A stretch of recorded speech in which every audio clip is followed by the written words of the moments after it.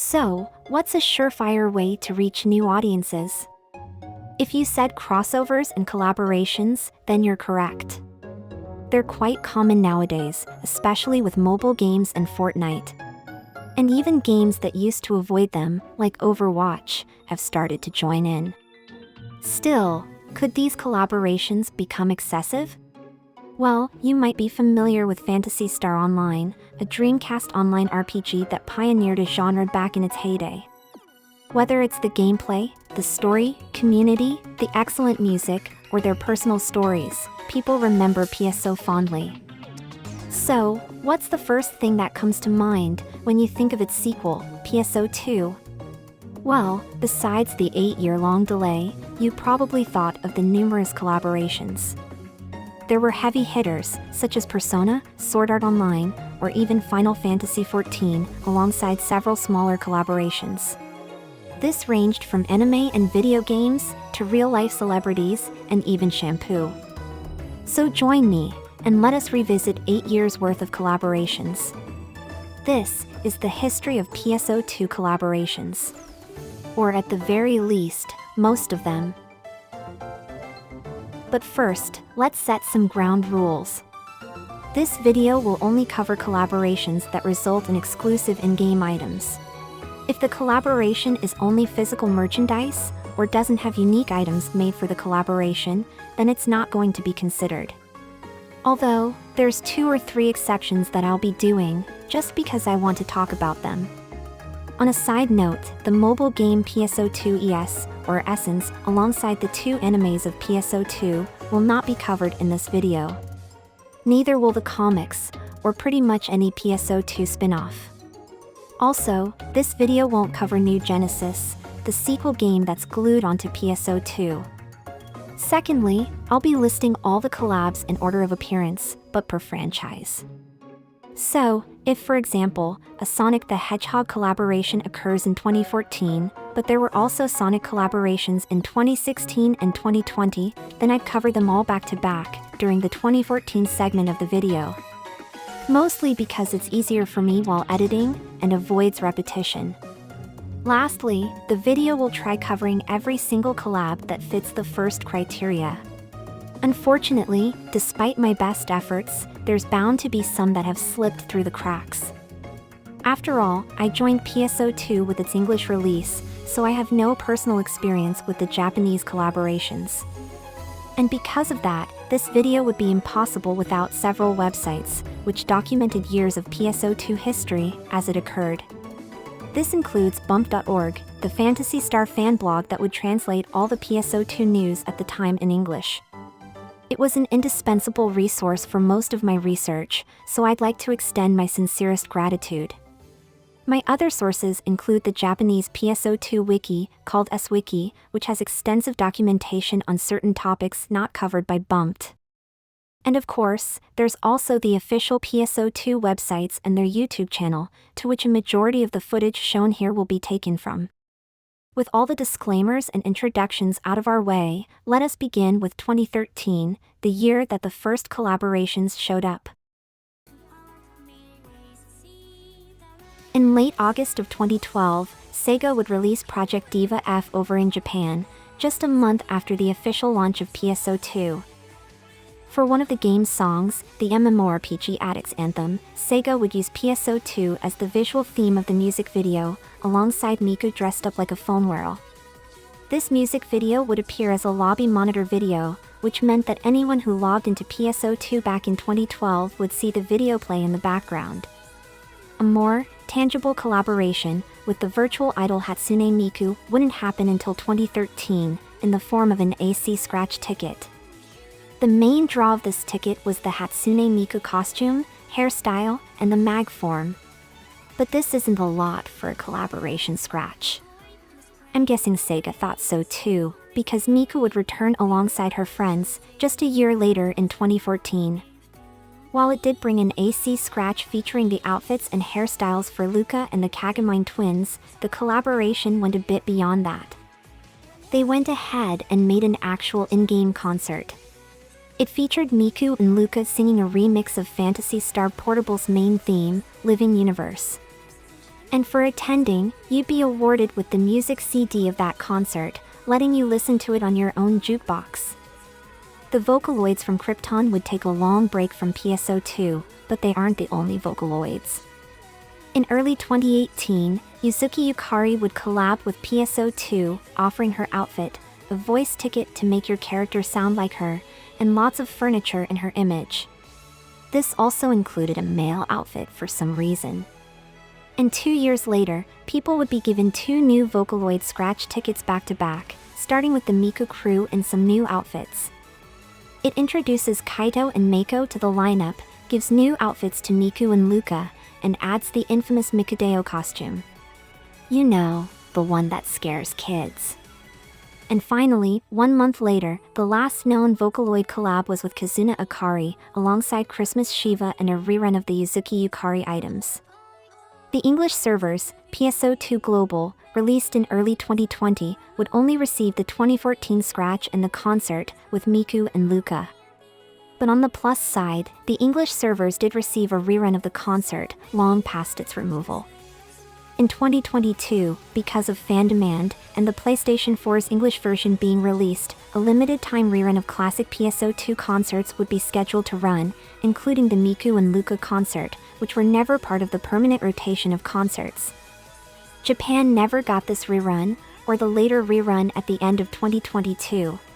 On a final note, according to the S-Wiki, the main PSO2 wiki over in Japan, several Vocaloid songs would become lobby monitor concerts on the Japanese servers. Nothing too important, but nice to know. As the previous game of the Phantasy Star franchise, it's no surprise that Phantasy Star Universe, alongside its sister games, Phantasy Star Portable 2 and Portable 2 Infinity, would get a very early collab with PSO2.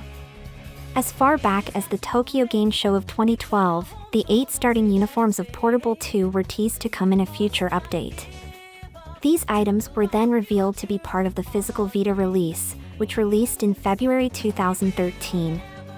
However, this was just the start. In March of 2013, the first PSU collab scratch ticket was released, offering the Guardians uniforms from Universe, and Amelia Percival's outfit from Portable 2. But this wasn't the last, far from it. All throughout 2013, numerous scratches would casually insert some Phantasy Star Portable-related outfits, even if it didn't adhere to the theme. Put bluntly, it's all over the place, and it wasn't even limited to 2013. Oh look, here's Hyuga and Chelsea, who just casually snuck their way into the Tales of Zestiria collab ticket, released in 2015. 2016 was the 10th anniversary of Universe, and a huge amount of love was shown with various events and items. In addition to 3 scratch tickets packed full of PSU goodness, it also included task-giving NPCs with unique rewards, and partner cards, allowing you to summon them as NPCs on several missions. There even was an augmentation you could put on your weapons and armor based off the 3 manufacturers of the Universe series. The coolest part was the voice-acted cutscene events for the Amelia and Vivian NPCs, which we sadly didn't receive over on the English servers, unlike the rest of this collaboration. There are too many things related to Universe and the Portable series to list off, but near the release of New Genesis, a huge collection of these items would be released. Needless to say, if you could name the character, it's most likely they received an outfit. Many of these items would make it to the global servers, however they were distributed through many various methods outside of the AAC Scratch system. Some came through the freemium shop called Fresh Finds, while others were obtained inside various mission passes and its assigned trade shop, and a few were part of paid-for DLC bundles. Many of these items are hard to find, or outright impossible to trade on the English servers, so hopefully New Genesis throws a rerun of these items in the future. While this collab didn't result in any in-game items for PSO2, I did want to mention it for its sheer obscurity. The PS Vita game, Soul Sacrifice, would collaborate with PSO2, adding 2 costumes as part of a free Japan-only DLC. For some reason, I'm struggling to find any footage of the outfits in action. The best I could find was Sakai stuck in a classroom, talking about the collaboration being announced, not even the actual finalized thing. If someone finds it, feel free to share with the class. Shining would get collaborations with PSO2 in the form of scratch tickets. In mid-2013, a scratch with only female costumes from the 3 PSP titles would be released. This would be followed a year later in 2014 with another scratch ticket, this time featuring 6 outfits from a single game, Shining Blade. But 2014 had something else just around the corner. On the day the previous Shining scratch would leave the rotation, another Shining scratch would take its place, this time shared with Virtual On for the arcade game Shining Force Cross. If you've ever wondered where that crow costume or the Fortalib weapon camo came from, now you know. The collaboration also offered some additional PSO2 stuff for the arcade game, but PSO2 would also receive the infamous boss enemy, Night Gear. Night Gear had his very own limited quest where at the end of a gauntlet, you'd face off against Night Gear and have a chance to gain some unique cosmetics, furniture and music discs, among other events running at that time. Even after the event, Night Gear would appear as a random trial boss while exploring the field, but only on the Japanese servers. The English servers did receive the scratch items, and technically, Night Gear does spawn on there. But I think it's best that you check out my previous videos on this homeless boss. Oh, by the way, SFC Fairy means Shining Force Cross Fairy. You're welcome. Of course, for the release of Shining Resonance, 2 new scratches for that game were released in 2015 and 2016. Both would later be merged and revived just 2 months after the release of Shining Resonance Refrain, the 2018 enhanced edition of the game. All the Shining scratches would eventually be merged and revived into one final scratch, months prior to the release of New Genesis. The vast majority of the items, including posters and music CDs, were obtainable on the English servers without any real issues, so Shining fans should be happy.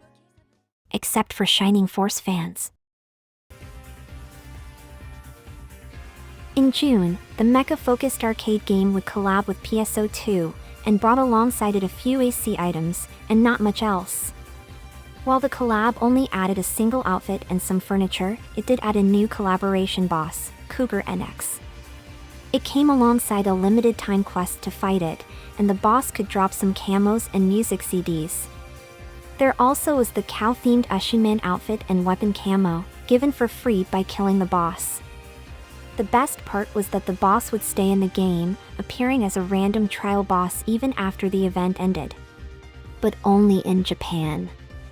The AC scratch items did make it to the English servers, but unlike Night Gear, the boss did not make it to the West in any way, shape or form. The cross-collaboration would see Border Break receive some PSO2 weapons in return, which do look a bit goofy. But this wasn't the only collaboration, as in 2018, to celebrate the PS4 version of Border Break, an entirely new scratch would be released. A small selection of items, but nothing out of the ordinary. Border Break would also receive some new PSO2 weapons for the occasion, and what looks to be Mitoi and Kuna as selectable pilots? Maybe? I've got no knowledge on Border Break, but their illustrations look really cool. June 2013 marks the first anniversary of the game, and to celebrate, ARCS decided to celebrate Sonic's birthday instead. Okay, a bit of a future spoiler, but for the next 10 years, Sonic would never show up physically once to the birthday parties. Outside of the Sonic-themed lobby that would return every year, a Sega-themed AC scratch would be released.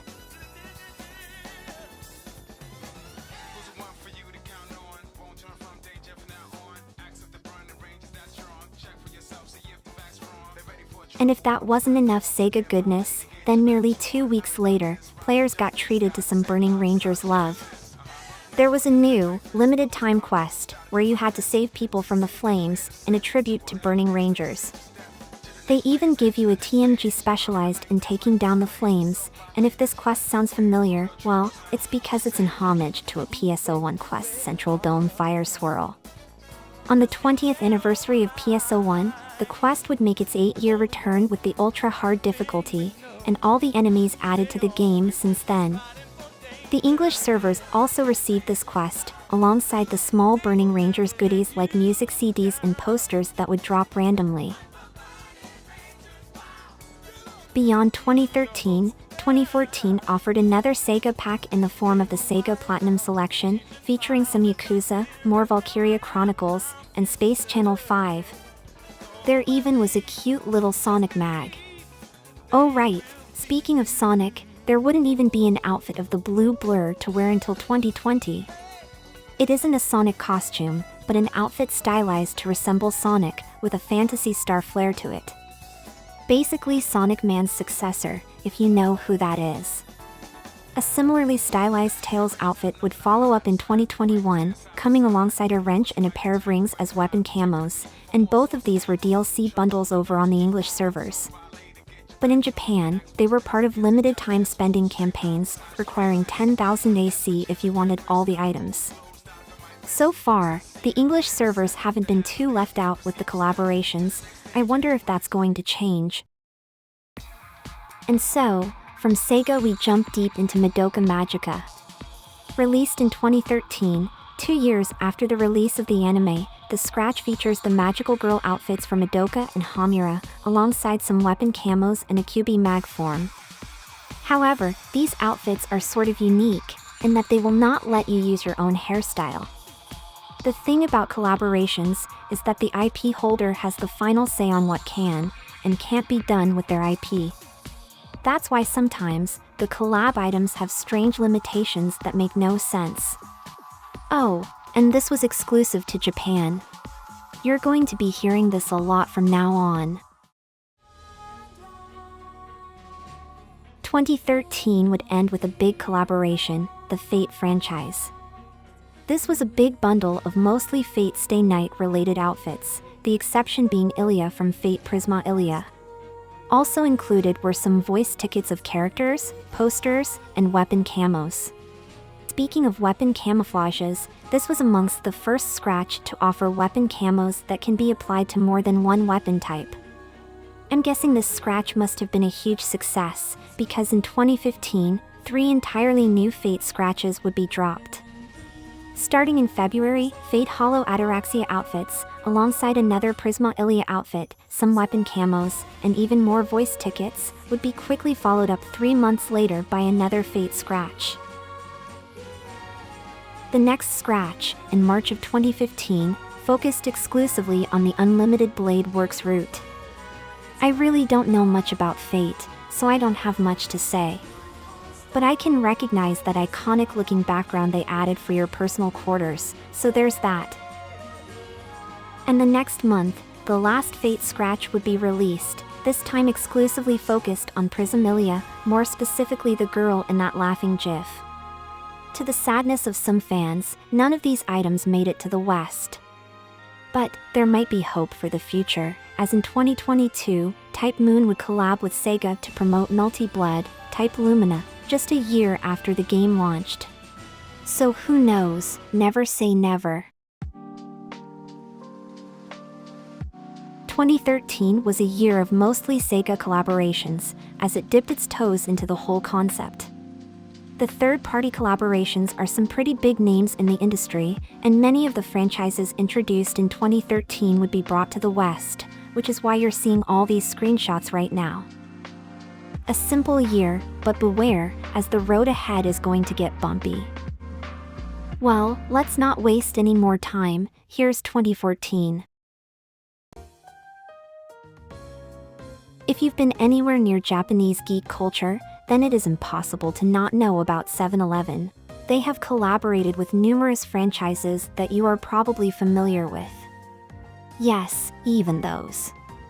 So, it's no surprise these two were going to shake hands at some point. In fact, they had a grand total of 5 different events together. There was the 2014 event, the 2015 version, the 2016 collab tying in with Episode 4, a smaller ice cream event at the end of 2016, and finally, the 2017 version, which tied in with Episode 5. These were cross-collaborations, with both the game receiving in-game 7-Eleven-themed items and the retail store receiving PSO2 merchandise.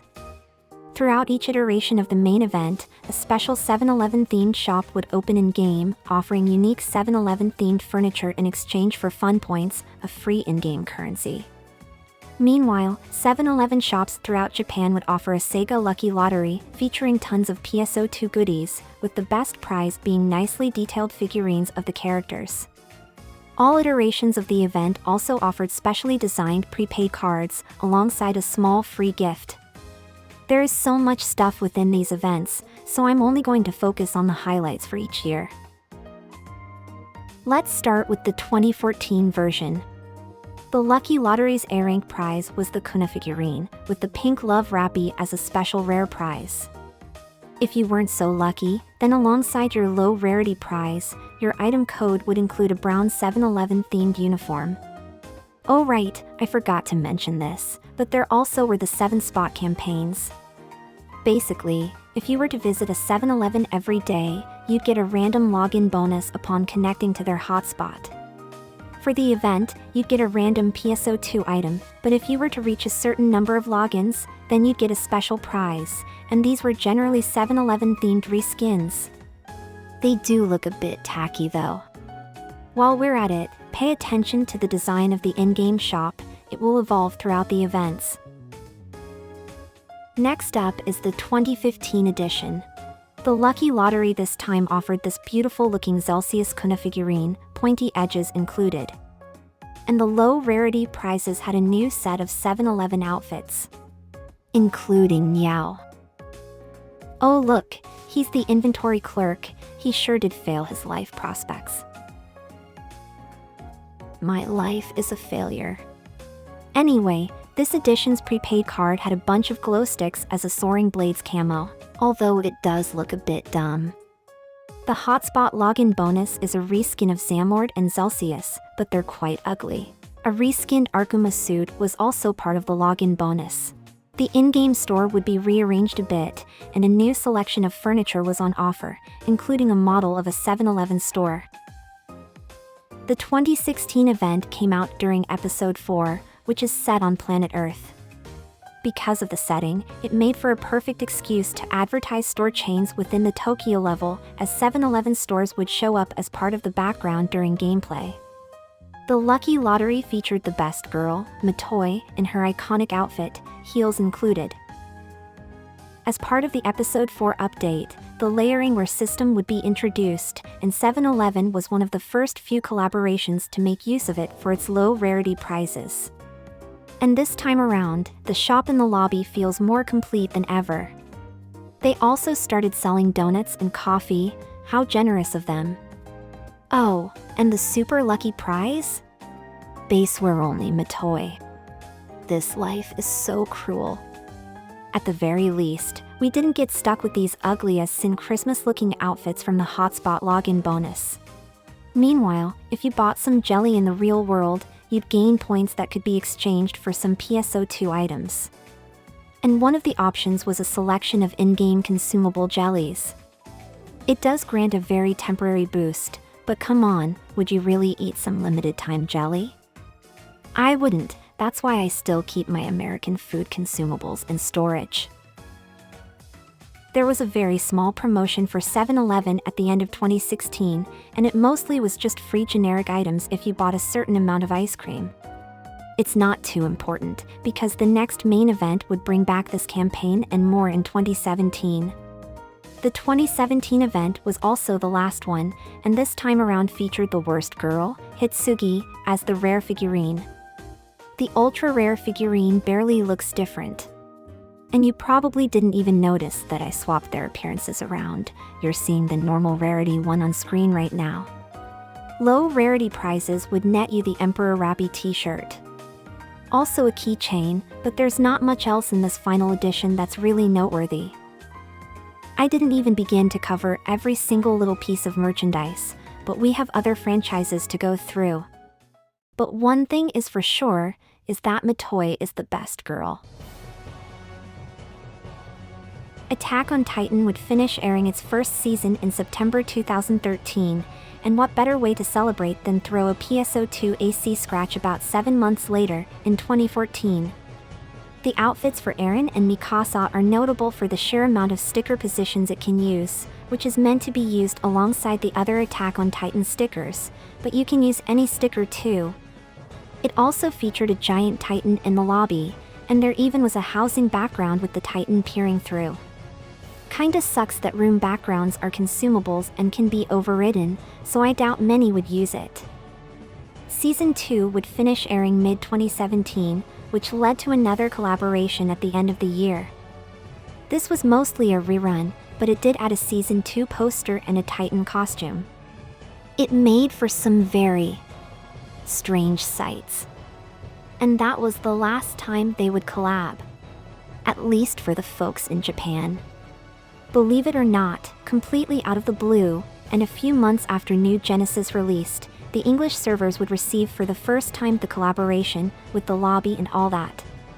Released after Season 4 Part 1 but just before Season 4 Part 2, I do wonder what weird circumstances led Sega of America to actually get the rights to release the scratch, since this new rerun never made it to Japan. PSO2 in Japan would get special physical editions for every major episode update, and with the release of Episode 2, a new special edition would be made offering some new items. The items in question? The outfits for 3 of 4 original characters designed by one of the Gundam artists, Mamoru Nagano. These characters were implemented into the game as NPCs that could show up during the Unite emergency trials on Planet Wopal, Navirius, and Lilipa, and Alice would also appear in the lobby as a quest-giver NPC with the ability to get her partner card. But the truly weirdest part is the seemingly non-canon lore Alice drops at the end of her tasks. Alright, so this is her story according to S-Wiki. So, Alice and her crew are spies. They were sent from a planet that Arx has no knowledge of, and used fake IDs to get on board. The admins of the Oracle fleet have already found out, but they couldn't give two shits about it. And she's been working for the Kingdom of Orakio, who haven't established contact with the Oracle fleet. They find out about the Oracle fleet, which led them to sending spies. So, what's going to happen? Are they going to collide into war? Well, whatever's their beef, they can't even meet up. They're not even on the same path. All this, just to reassure themselves about something.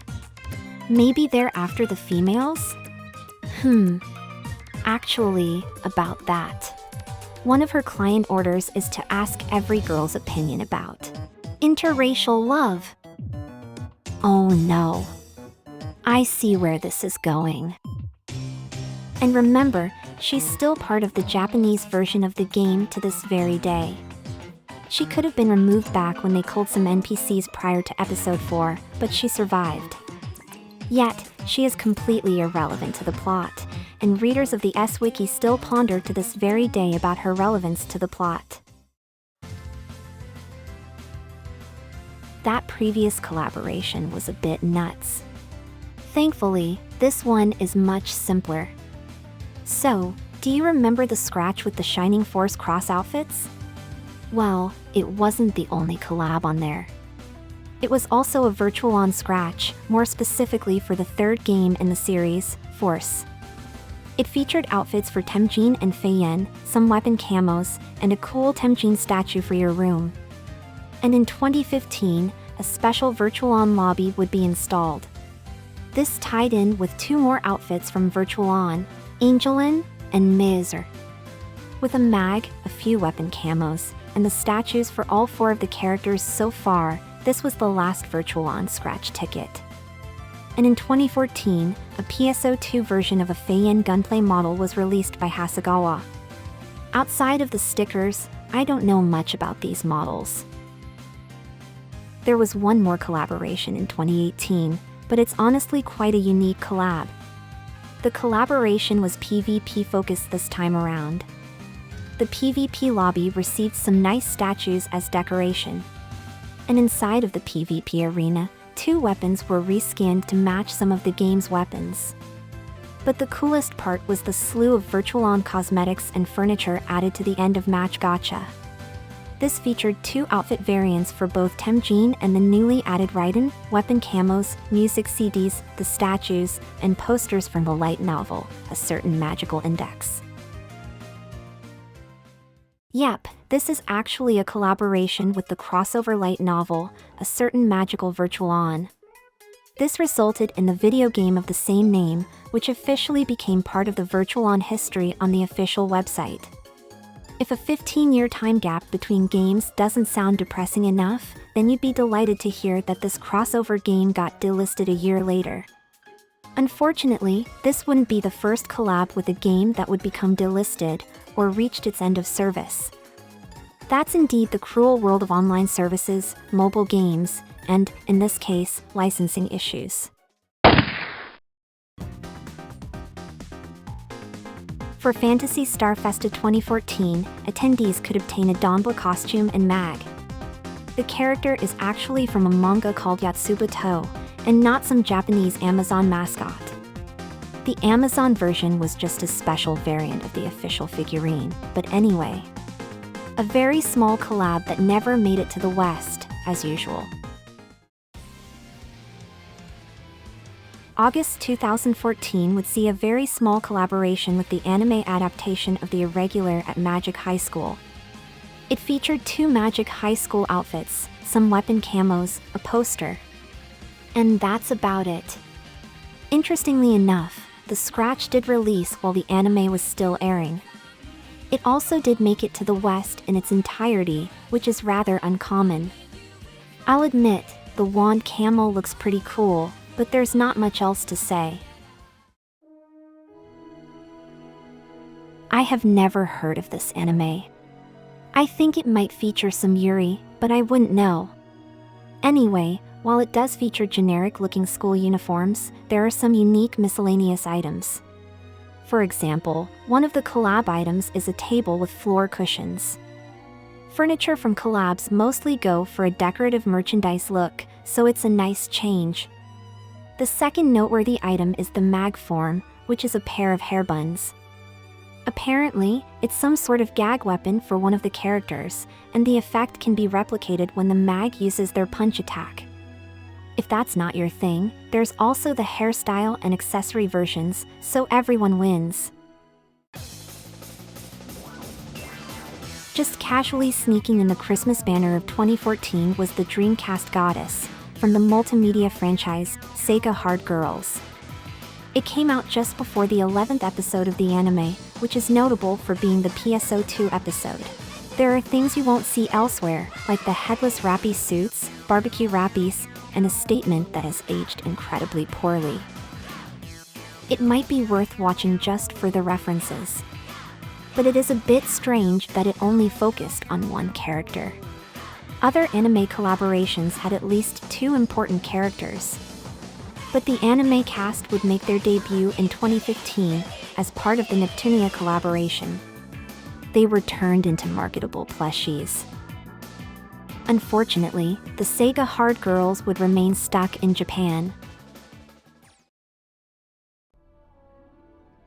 That last collab was a bit boring, with its singular character. So, how about a collab where you could pretty much replicate a vast majority of the cast? That's exactly what the final collab of 2014, Space Battleship Yamato, would do. The scratch had most of the Yamato crew's uniforms, letting you replicate pretty much any character. In fact, this might be the only time they've shown collab characters using generic hairstyles.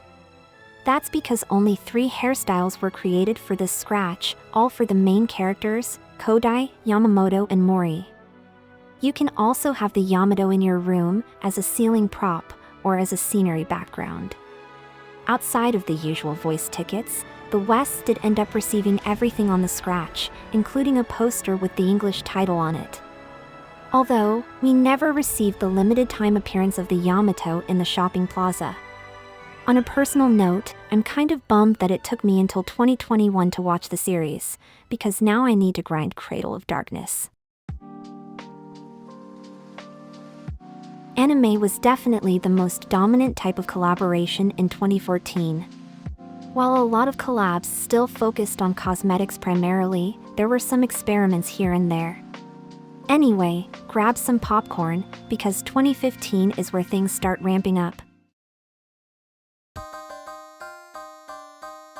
There was a small collab with the PlayStation Vita game, Freedom Wars.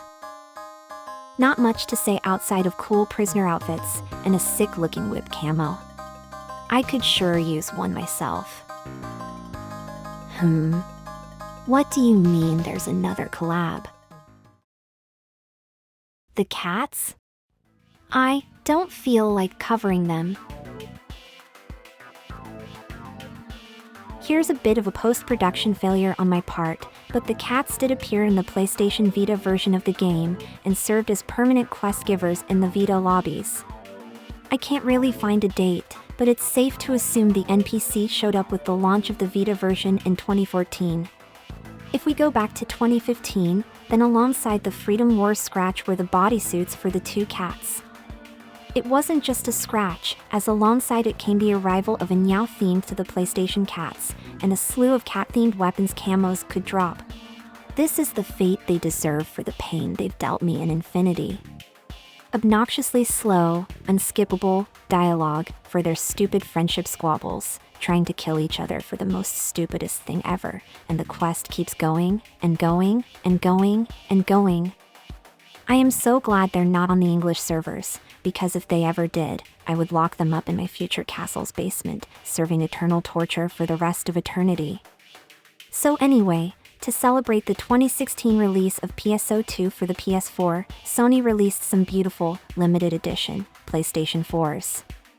And in-game, to celebrate, they added cheap t-shirts, with no fanfare. A fitting end to these pests. In April, the popular RPG series, Tales of, would also collab with PSO2 to promote the recently released game, Tales of Zestiria. Costumes of 4 party members, Sori, Dezel, Layla, and Rose would make it into costumes alongside some weapon camos. They did create gender-bend outfits of the boys' clothes, so waifu gamers get to wear the entire collection. It is a bit of a shame that this never made it over here. It'd probably do well with it being one of the first Steam releases for the series. Maybe they could do a Tales of Arise collab for New Genesis, who knows? Alright, time for an exception, as this collab didn't bring anything for PSO2, but it is still one of the strangest collabs out there. Do you remember Sonic Runners? Well, in 2015, they had a PSO2 collab for a grand total of 5 days. It gets weirder, because one of the items could be claimed for free through a pre-registration campaign, which wasn't even translated. Yes, this is the English version we're talking about, and at this point in time, PSO2 still wasn't released in the West.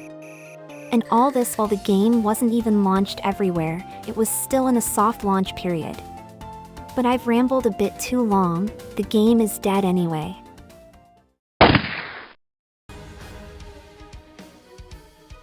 Famitsu is a Japanese video game magazine you've all probably heard of, mostly about their 40 out of 40 scoring system.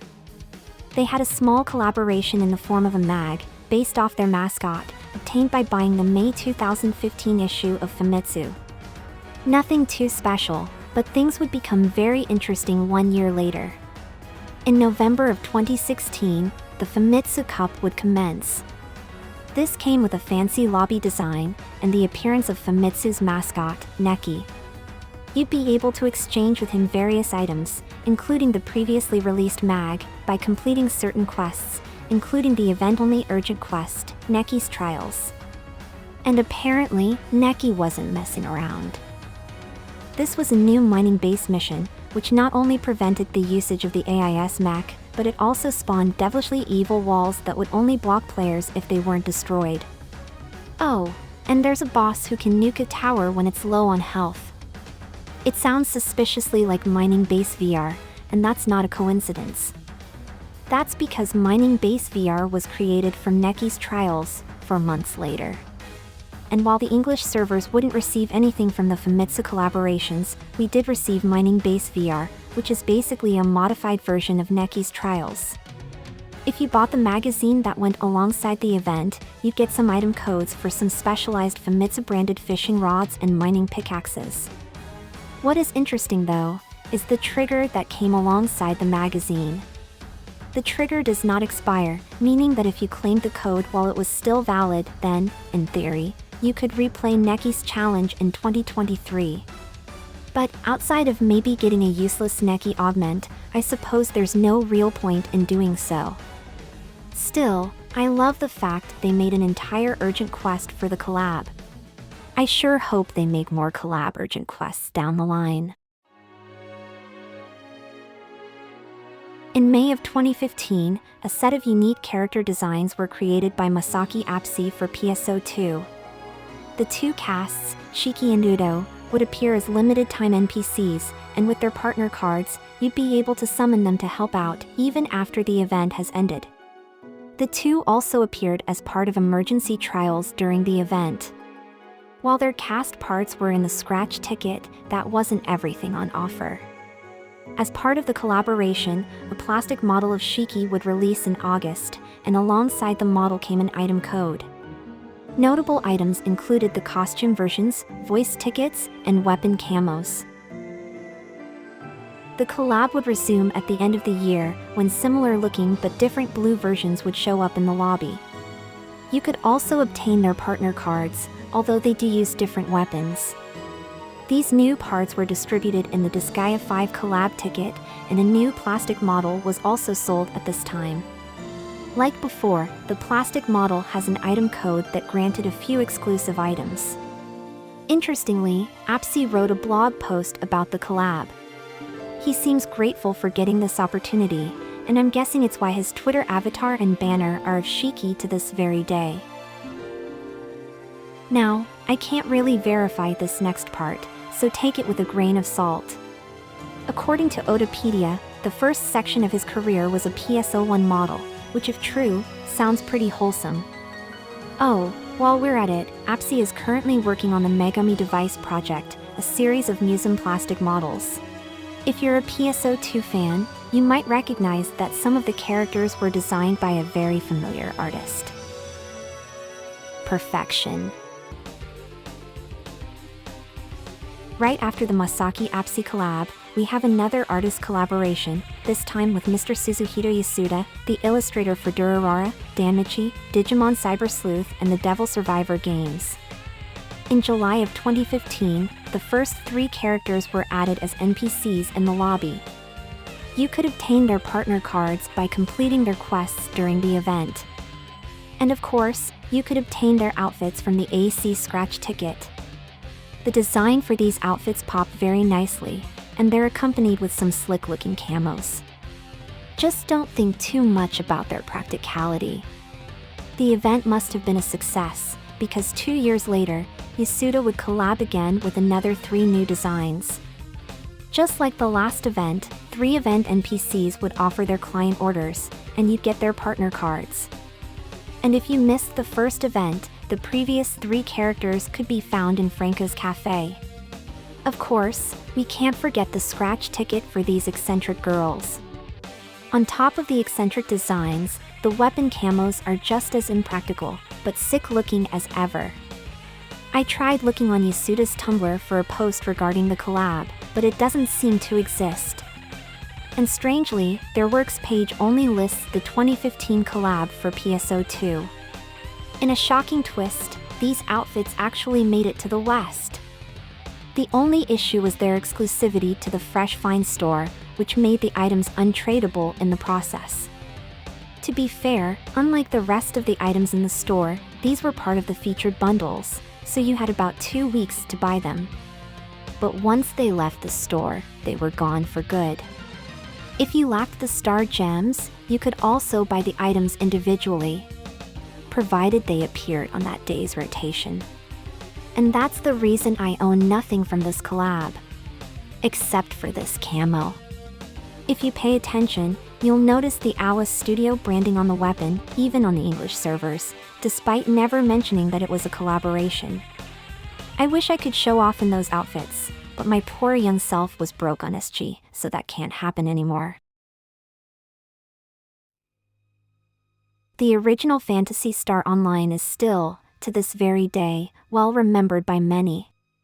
To coincide with the 15th anniversary of the original game, many different projects were announced to celebrate the Phantasy Star series as a whole, while mostly focusing on PSO2. June would see the release of the Pioneer 2 Alliance quarters, replicated to its fullest.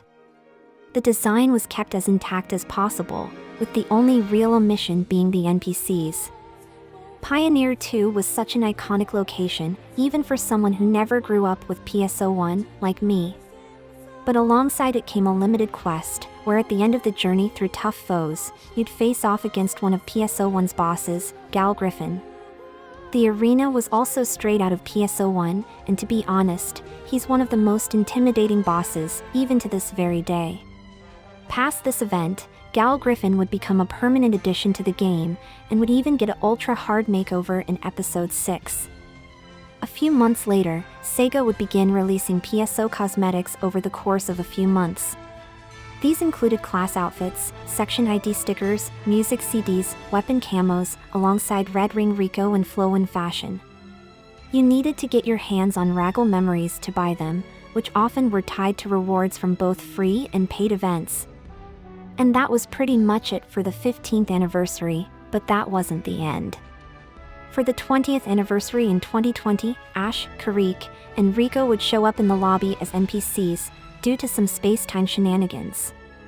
By completing their tasks, you could obtain their weapon camos and their partner cards, but that wasn't all. They also created a limited-time quest, Mop-Up Operation, Endless Nightmare, which integrated the original PSO music with a series of enemy hallways. It also dropped the 4-man trigger version, and is technically the only way to replay the quest today, assuming you're willing to pay the hefty price.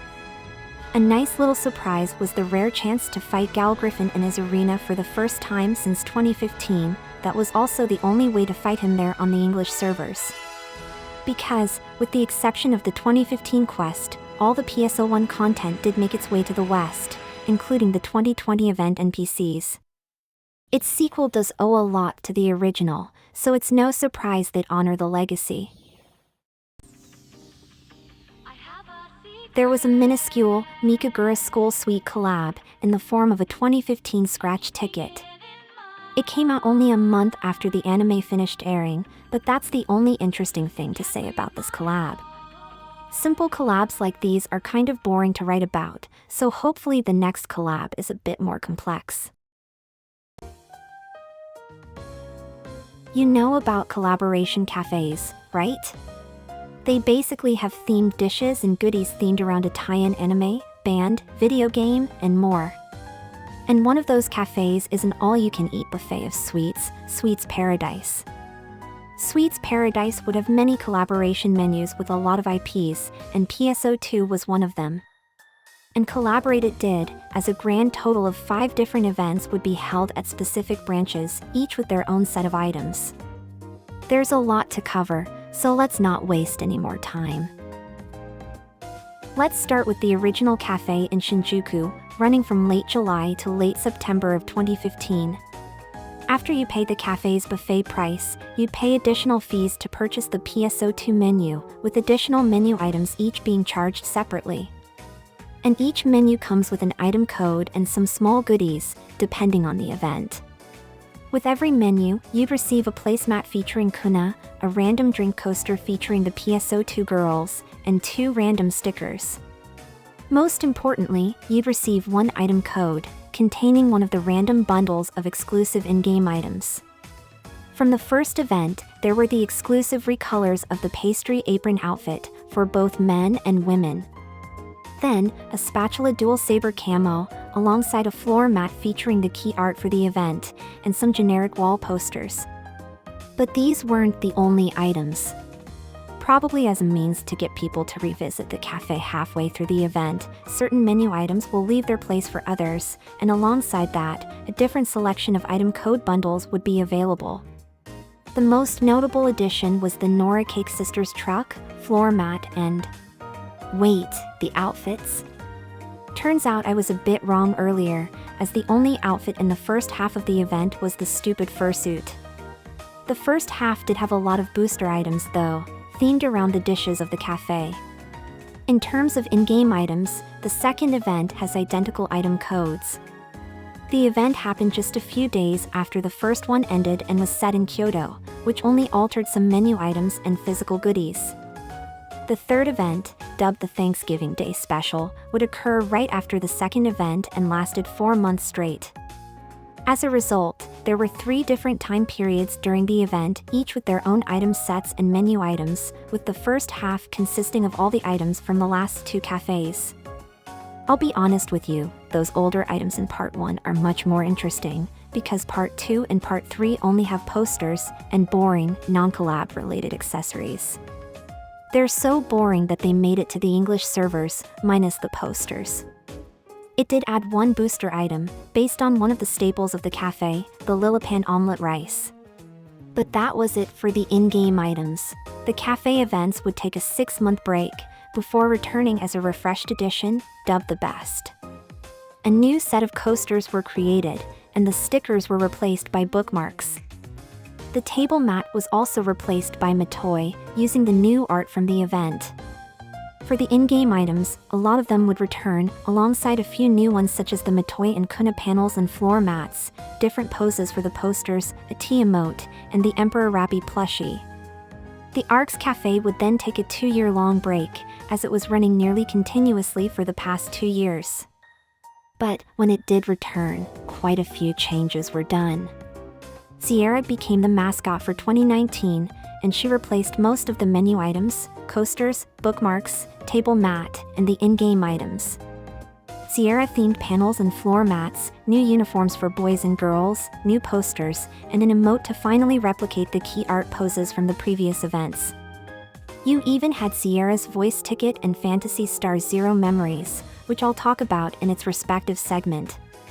And a new booster item was added called Luther's Omniscient Parfait.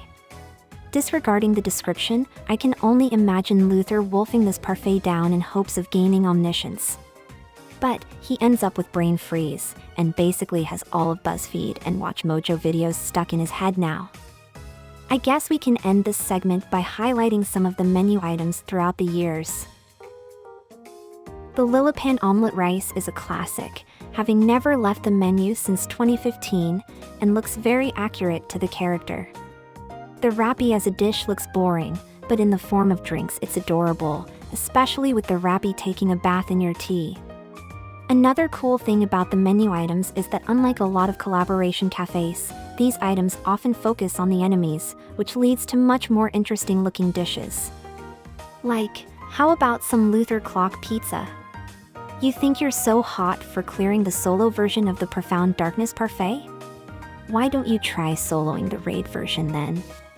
This Crimson Felring raid dish also looks sick as hell, but it's made of bean curd. And then there's Mr. Umbra. He's a bit goofy looking, but that was their first attempt, it surely can't get any worse. Okay, yeah, he got depression. We could talk about the extra merch, but we have to move on to other topics, so we'll cut it here. August would see 2 entire scratches dedicated to games from Arc System Works. Both of these scratches made it to the West, but as usual, the voice tickets never made it here. Starting with BlazBlue, Chrono Phantasma Extend, which released only 3 months prior to the scratch tickets release. It features the main trio of Ragna, Noelle, and Jin, and the transformed outfits for both Tsubaki and Noelle. Outside of the gender-bent outfits, there also were the weapon camos, each one being tied to one of the characters. But the most popular one has to be Ragna's Blood Scythe. Using photon arts would extend the sword, and reveal the blood red scythe, making it a very desired item nowadays. You'd be lucky to find one nowadays. Then the end of the month would see the Guilty Gear XRD sign collab, with a selection of fighters and their weapon camos. And while the camos are stylized, they don't match the sheer desirability of the blood scythe. Only one gender-bent outfit too, but still, it's a very nice selection of outfits. It Tells was basically a Sega-ran social network.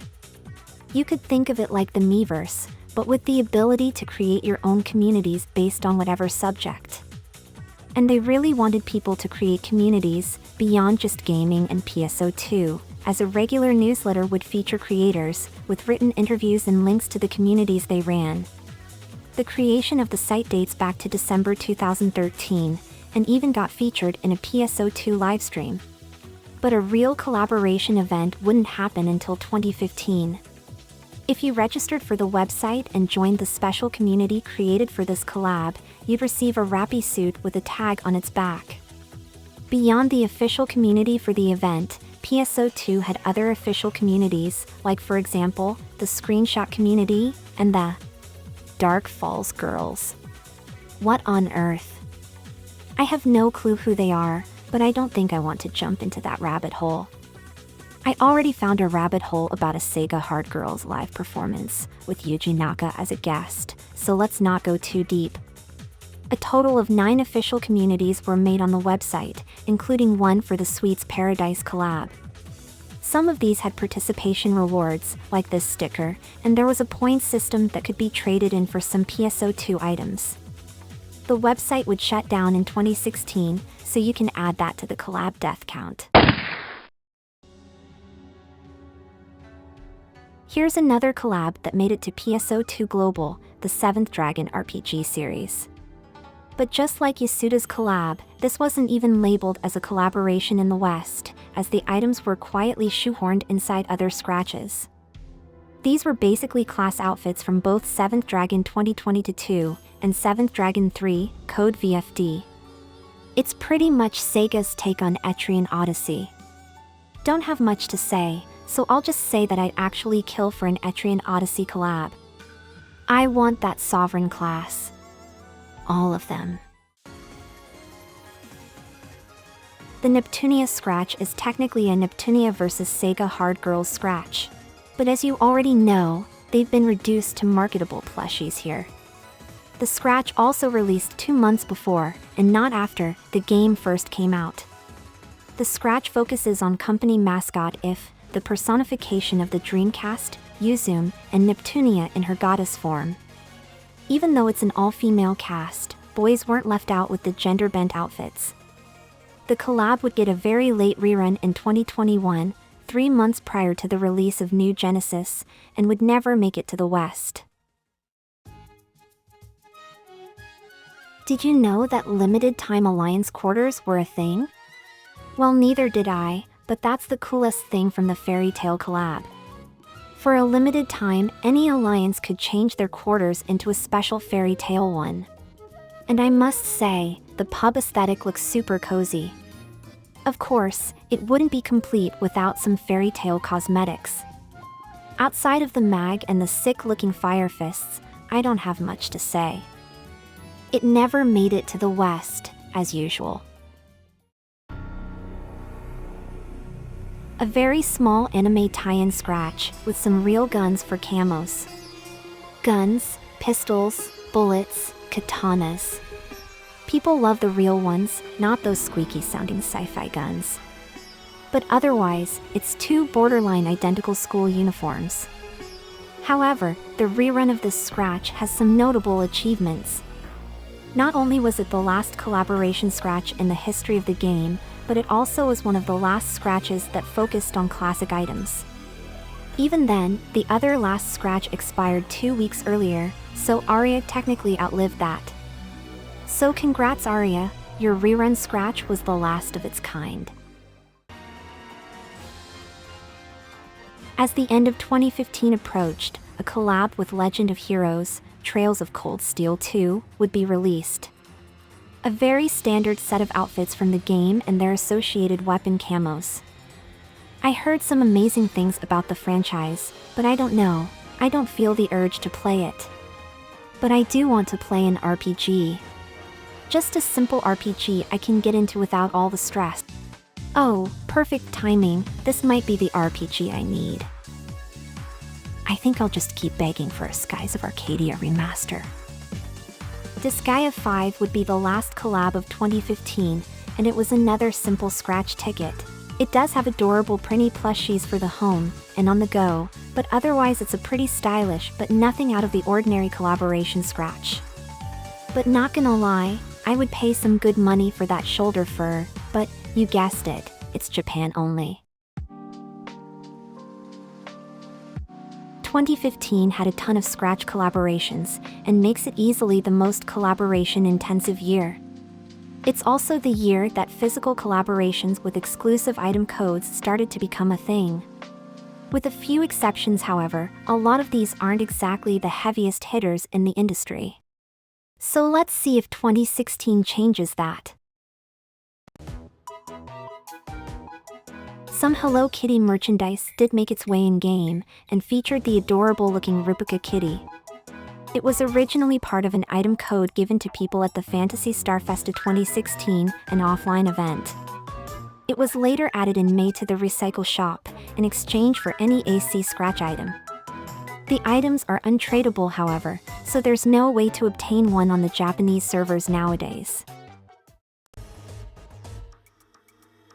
A Japanese clothing chain, Shimamura, would collaborate with PSO2 on 2 separate occasions in 2016.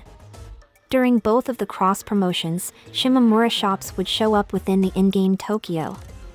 And the real-life Shimamuras would sell PSO2 apparel with a random item code. The first collab occurred in June, where a simple slew of in-game t-shirts were available from the item codes. Luther and Matoy would serve as the mascots of the first event. And the second event in late 2016 had Huey and Sierra as mascots. This second event also brought in new t-shirts to wear in-game, but unlike the first event, additional items were added in stores during the new year, which also came with its own set of item codes. And finally, if you were to visit the store during the event, then you could have heard one of the 4 characters in a special broadcast. These weren't played in-game, but, luckily for us, a small YouTube channel archived, at least to the best of their abilities, each of the 4 broadcasts. Here, just listen to this.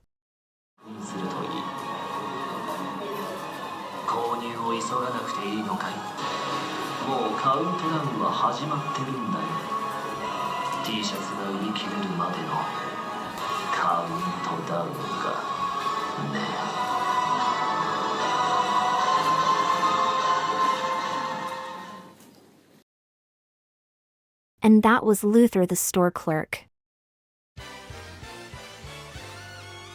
Sakura Wars was the franchise that saved the Saturn in Japan, becoming quite popular over there. So it's no surprise that in June, PSO2 would finally receive a Sakura Wars collab, featuring the protagonist Ichigo, and the titular Sakura, both in her kimono and her Hanagumi uniform. Their Kubu Type 2s would also be added as outfits, alongside mag versions. Outside of camos and voice tickets, that was it for the original series. We could have had a French nun girl, who wields rifles and shotguns shaped like crosses, but no, we couldn't. We would instead get a scratch in 2020 for the latest soft reboot, known as New Sakura Wars over in Japan. It focused on the 2 main characters, katana camos and sick-looking emotes included. There also was a Sakura Wars lobby, with one of 2 Kubu in the shopping plaza. Outside of the voice tickets, both of these made it to the West, including the lobby with its endlessly repetitive, never-ending music. Also, fuck the katanas, where's my cross guns? This has to be one of the most well-known of the PSO2 collabs out there, since it pretty much collaborated with what is currently the most popular MMO in the world, Final Fantasy XIV. But, how did it even happen? The seeds were planted as far back as November 2013, inside an issue of Dengeki PlayStation magazine. In it, a joint interview between Yoshi P of FF14 fame, PSO2 producer Sakai, and PSO2 director Kimura, the 3 would show interest in a collab, even if no real plans were in motion. However, things were set in motion behind the scenes, because right after a tournament match at the Phantasy Star Festa 2016, they would showcase the next collaboration event.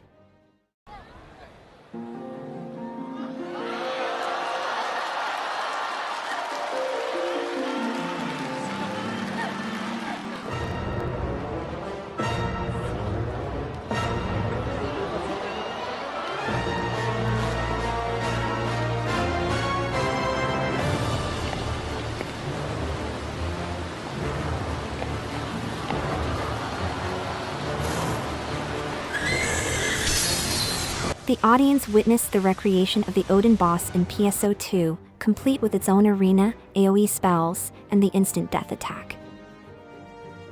Yoshi P even showed up on stage to talk about the collab, including how it all happened. I'm a bit too lazy to research this part though, so how about we just talk about the collab?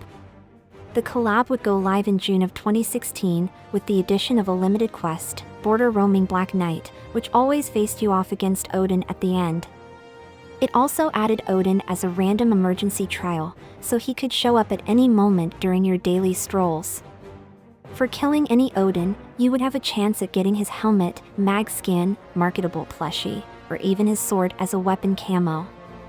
But we can't forget about that sweet scratch money, so in addition to the boss, a Final Fantasy XIV scratch was added. This added the outfits for some jobs, and the Miko TE race, for both genders, alongside 2 dance emotes, Moogle mags, marketable plushies, earrings, and a slew of weapon camos.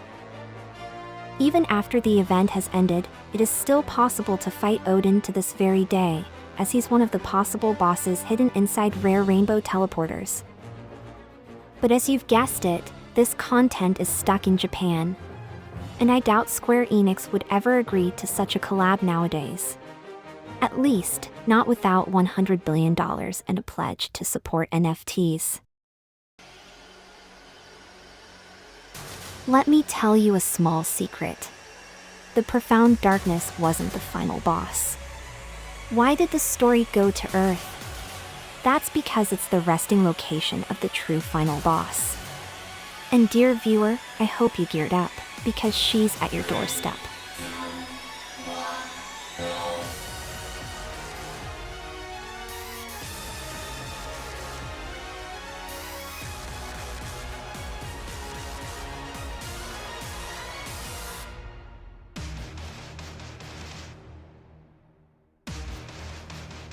Okay, I'll stop. Jokes aside, this is the collaboration concert with Sachiko Kobayashi, the so-called final boss of PSO2. It was an in-game concert, featuring Kobayashi herself as a goodwill ambassador from Earth, welcoming all ARCs with open arms. The first song, Yukoso ARCs, is an original composition, performed by the indie artist, Beat Mario. And I just learned about this while editing this video, but they're also responsible for the theme song of the PSO2 Komi anime. The concert would also have an encore song, called Senbin Sakura.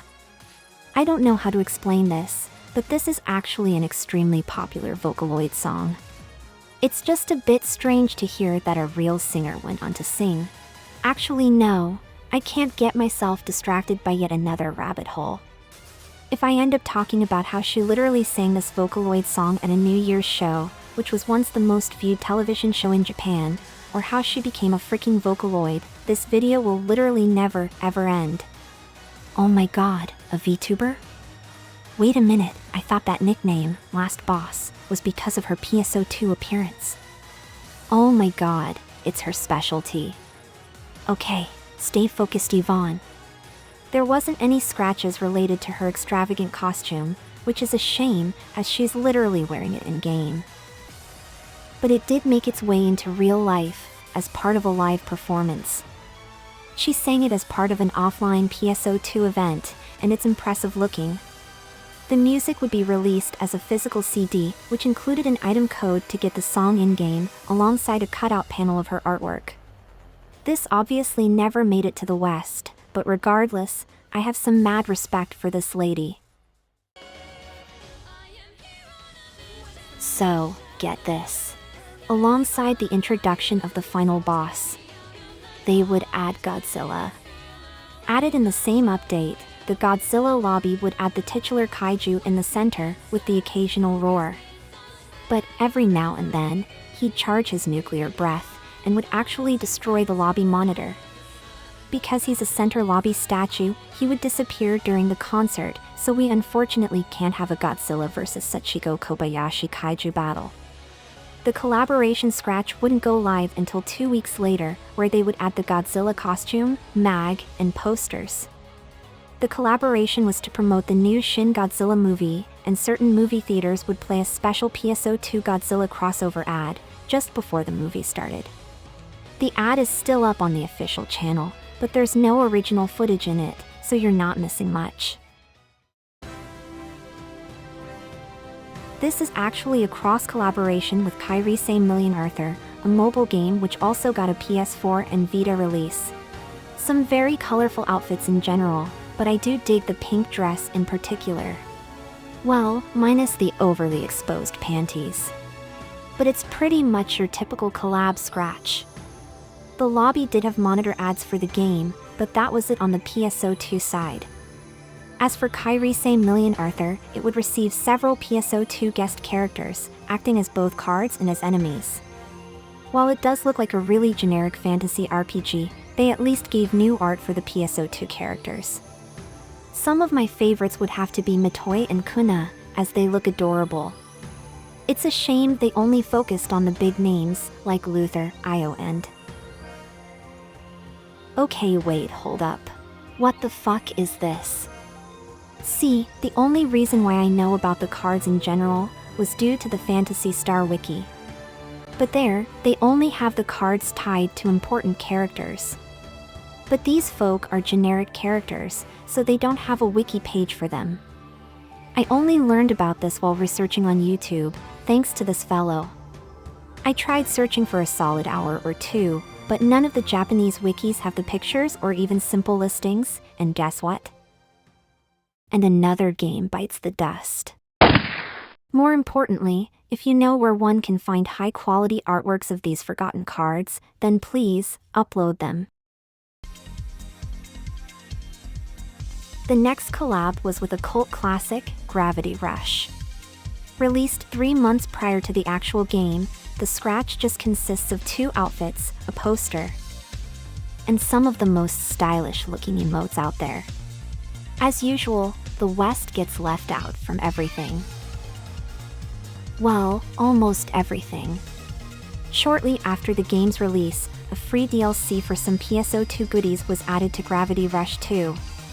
And yes, the West did receive this DLC.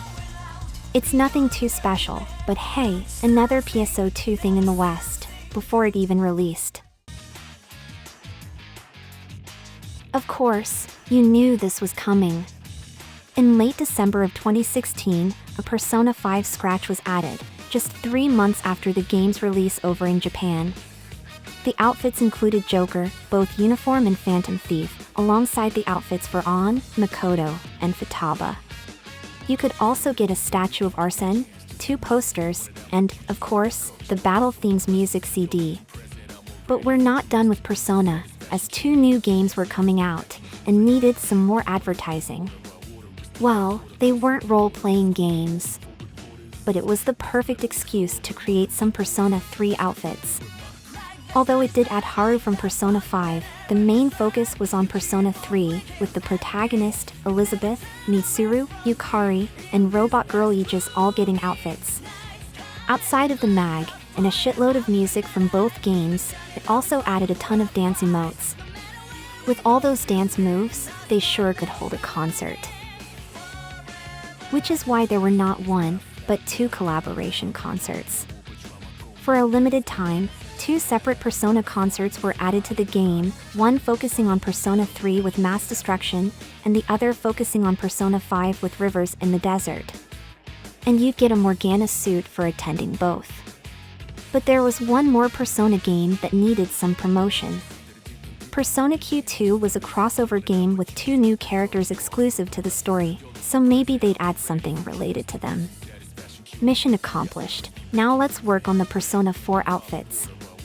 Okay, to be fair, it wasn't just Persona 4, as they did add the female protagonist from Persona 3, and a bunch of Jack Frost merchandise.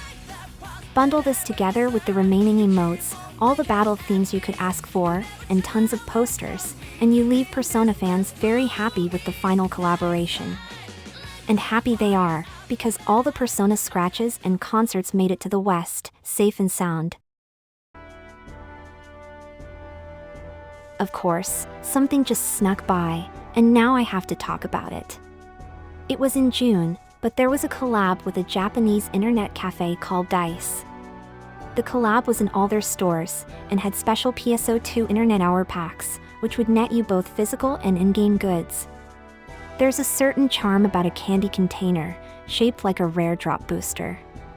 2 shops had a redecorated room for their VIP section, and that's about it. And the only reason I'm talking about this collab is because of a stupid pair of exclusive earrings.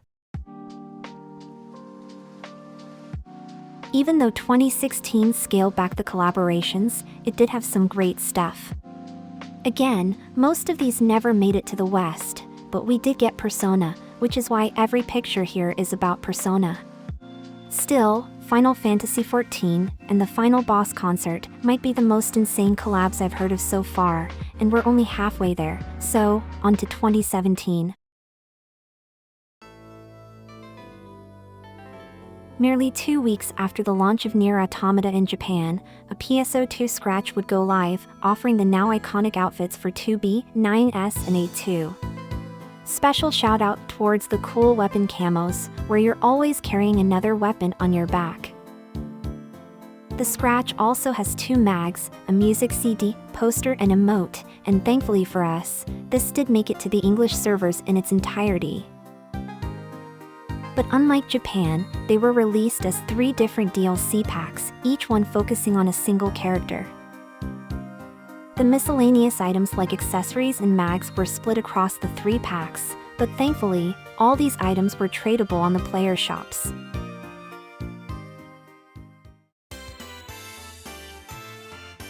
Don Quixote is a chain of Japanese discount shops, and unsurprisingly it would collaborate with PSO2. Like any shop collab past episode 4, the shops would show up in Tokyo for all 3 events. The first event ran from June of 2017, which resulted in physical bath towels and underwear. Wait a second, is that a pair of weak bullet underwear? Oh my god, it is. So, anyway, as usual, buying the items nets you random item codes, although buying the towels did net you more items per code. You had stuff like the panel of Kuna holding an extremely comfortable looking penguin, the mascot on your head, and even the theme song that they play in the actual shops, which is so important that it had to be mentioned on Wikipedia. The Rappy and Luther underwear would also make it in-game, but the downside is that they're innerwear. Innerwear can't be worn on its own, so the outfit that goes above it, the basewear, will always partially cover it up in one way or the other. By the way, did you know? I saw Luther and Kuna together on a date. And they were buying some underwear. Sorry, that's just my fanfic. Outside of my fanfic, they were indeed the mascots of the collab, and, as a result, the 2 featured in in-store voice broadcasts. I did find the Luther broadcast on Nico Video, but I unfortunately can't rip it. But please, do look it up, it's kinda hilarious even if you don't understand Japanese. But we're not done yet, as just a year later, the 2018 version of the collab would go live, this time focusing on shorts. And thankfully, these are actually basewear, so you can show them off in public. The 2 new bath towels would also make it in-game, alongside all the items from the last event. There was only one mascot this time around. Hachito, the rich CEO who's currently standing in the middle of Tokyo, wearing nothing more than shorts. Oh, sorry, I got a bit distracted. I can't find any recordings of this, so let's just focus on the last event. The final collab was in August of 2020, but it wasn't about Don Quixote, it was about Pansenworks Designs. And yes, that's their website right now, don't ask. Though, it is tied to Don Quixote stores, so we'll consider it as such. Both the merchandise and in-game items were tied to these unique illustrations by Pansenworks, and they do have some charm to them. The scarf towels look quite unique, but I'm not too fond of the real-life t-shirts, they're a bit too noisy for my taste. There's some basic in-game items, like the emotes, the poster, or the collab shirt. But there is one item that stands out among the rest. A black shirt, but this one is kinda special, because it's got a big sticker slot on the front. Normally they're tucked away on outfits, but here, you can essentially make your very own t-shirts. And that's the intention with the stickers, as they've even included the other shirt designs through it. While this was the last collab during PSO2, it would not be the end, as the collabs would continue on into New Genesis. It sucks that it's still Japan-exclusive stuff, but at the very least, it does look cool.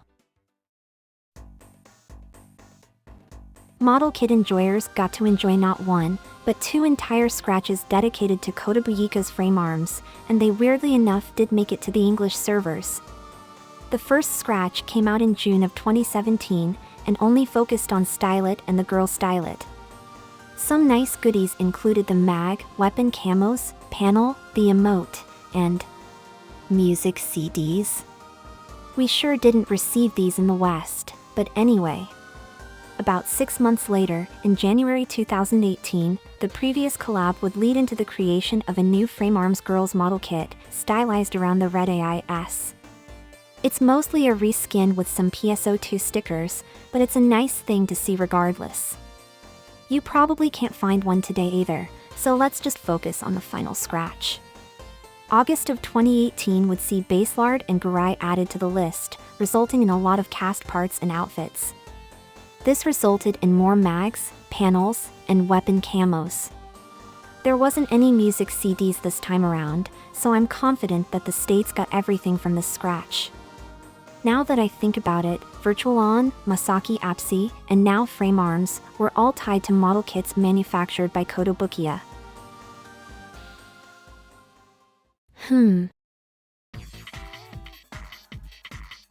Everyone loves pizza, and so does PSO2, as they'd enter a collaboration with Pizza Law for their 2017 offline event. You would have been able to purchase pizza at the event, and single slices even came in a nice Emperor Wrappy box. There were 2 unique pizzas designed for the collaboration, but I'll be honest.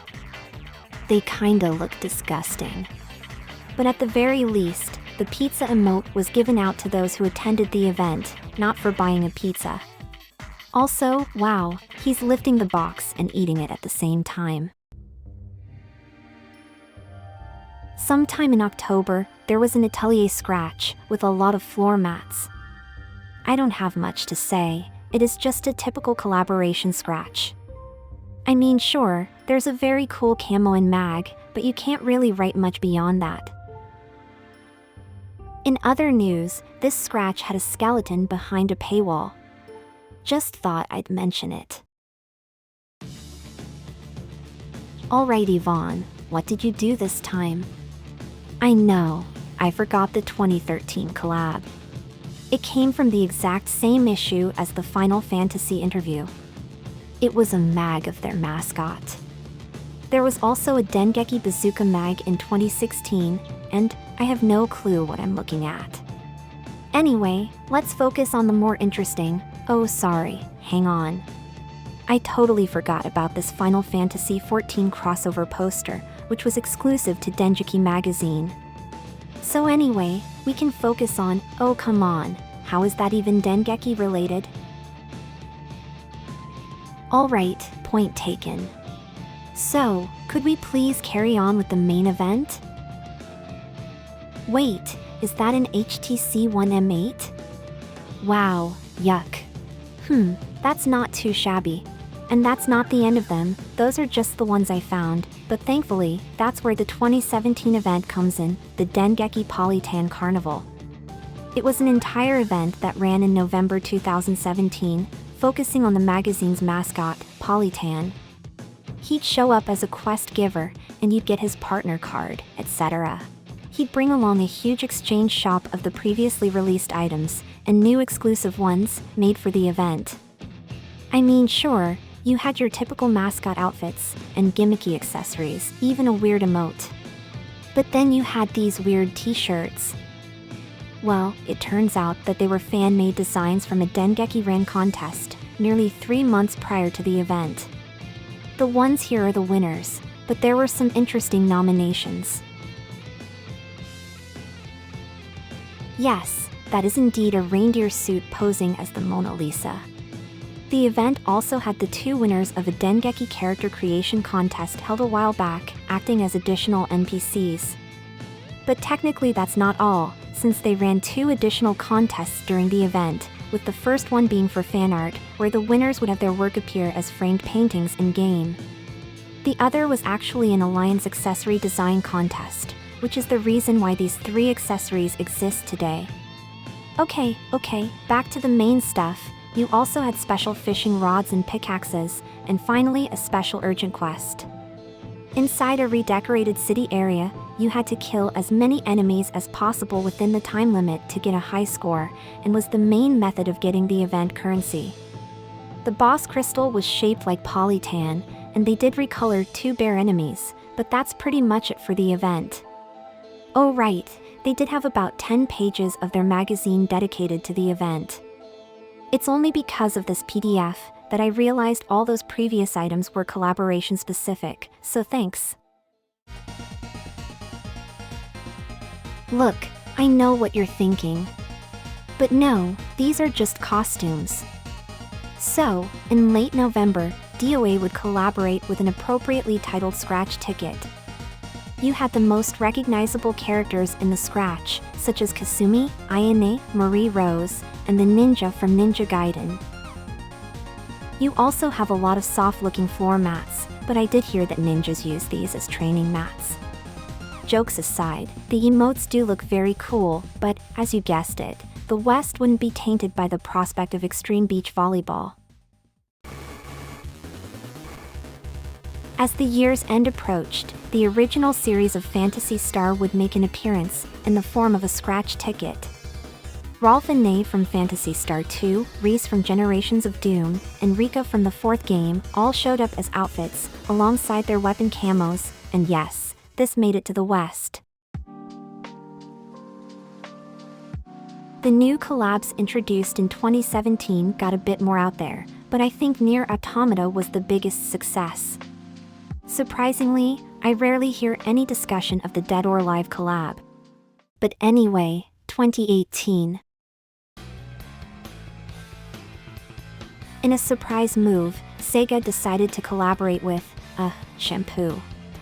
And it wasn't even for the hair, instead it's meant to wash your scalp. The result was a collaboration between PSO2 and Scalp D, releasing a special bundle of Scalp D lotions in a PSO2 box. What probably caught your attention was this 02 wannabe, and, as it turns out, this character was the focus for the collab. Her entire outfit and hairstyle were included inside the box as an item code, alongside a shampoo emote.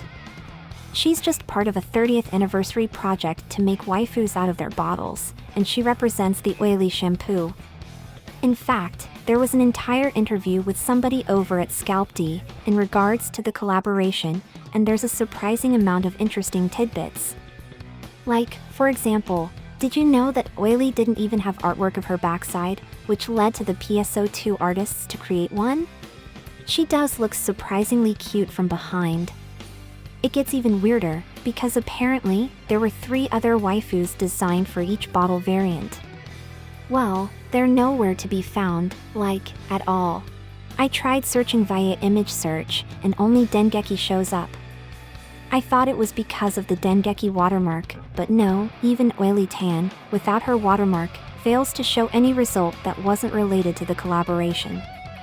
For all we know, this collaboration box might be the only time one of the waifus even showed up on a box, and not even on the front. Are we dealing with a case of lost media? Does anyone care?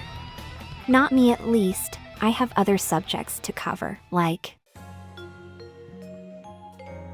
releasing 1 month after the anime's 2nd season finished airing, the Yuki Yuna is a Hero collab would bring in 2 outfits, for both male and female characters. You have the same typical stuff, like emote, posters and floor mats, and a really long gun. Moon Runestar sent me this video of the rifle in action, and my god, that must be the longest rifle out there. And of course, it's Japan only. Oh, it's the black sheep of the spin-offs, Phantasy Star Nova. It only took them 2 years to make a Scratch, which did feature a lot of outfits and cast parts. The weapon camos can have their photon color altered, which is nice. So, I know what you're thinking, it's a Japan-only game, so it's stuck in Japan, right? Well, except for the voice tickets, this did make it to the States. In hindsight, this is really hilarious, as you'll see later on in the video. No, your eyes aren't deceiving you, the words "The Legend of Zelda" did show up on screen. This collaboration is due to the release of the Nintendo Switch version of PSO2, which ran on the cloud. All you have to do is play a few quests on Super Hard, which is extremely easy, and you'll be given Link's outfit from Breath of the Wild, alongside the Master Sword, hair, and the iconic Hylian shield.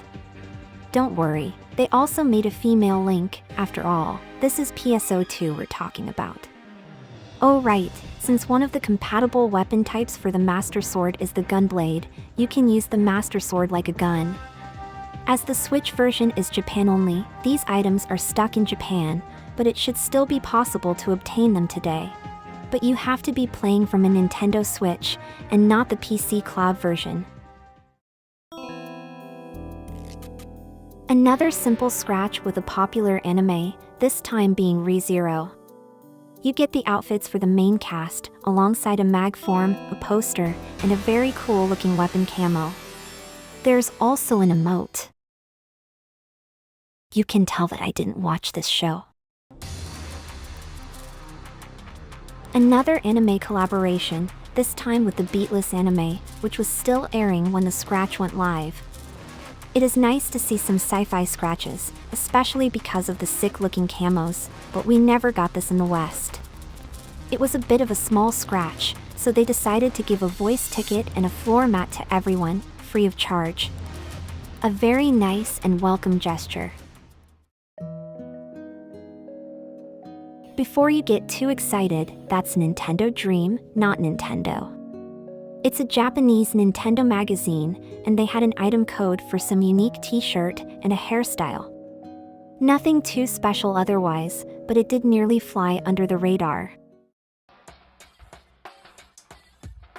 So, back when NGS headline wasn't a thing, PSO2 used to have a show called PSO2 Station.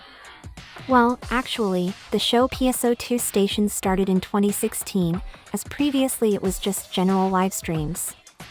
But anyway, two of the most prolific characters on the show were the comedy duo, Nasu Nakanishi. If you only joined during the English release, you might have never heard of these two. But I'm positive that you did watch this early NGS video, which did feature the two running around Central City. Anyway, with that explained, the duo would appear in the summer of 2018 as a duo of Capricorn-like characters.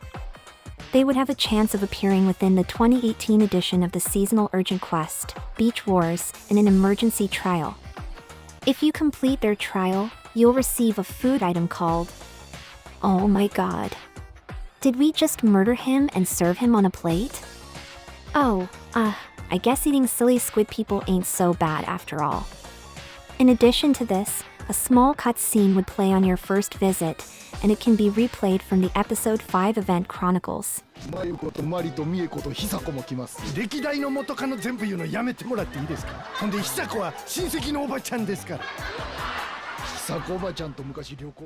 This trial would reappear in the 2019 and 2020 editions of the Urgent Quest, and since the 2020 trigger is a thing, you could in theory still trigger this trial on the Japanese servers. While the English servers did receive the Beach Wars Urgent Quest, it was based off the 2017 version, which lacked the comedic duo. It's perfectly understandable, as you can't really dub over comedy like that. Oh, they kinda did. Previously, there were a few Valkyria Chronicles cosmetics, but they came alongside other Sega items. But that all changed in 2018 with the release of Valkyria Chronicles IV, which would lead into a scratch dedicated to the game. Crimeria's outerwear jacket is among my favorites, but there's also a cool tank for your house. This did make it over on the global servers, and relatively early on as well. Finally! Oh, something that isn't a mindless scratch. Just a heads up, I never played a single Monster Hunter game. This was a cross-collaboration with the game Monster Hunter Frontier Z, and both games would gain something. On the PSO2 side, it starts with the lobby being decorated to the Monster Hunter boss of this event, and standing near it is the event NPC, Partnia. You get the idea, he's the same as other recruitable NPCs. Of course, there's an accompanying scratch, with the Azul outfit replicas for both men and women, alongside the fursuit, a sword, and 2 emotes. And that's not all, since we get not 1, but 2 mags this time around, and a pig for your housing. But the main focus of the show is the event boss.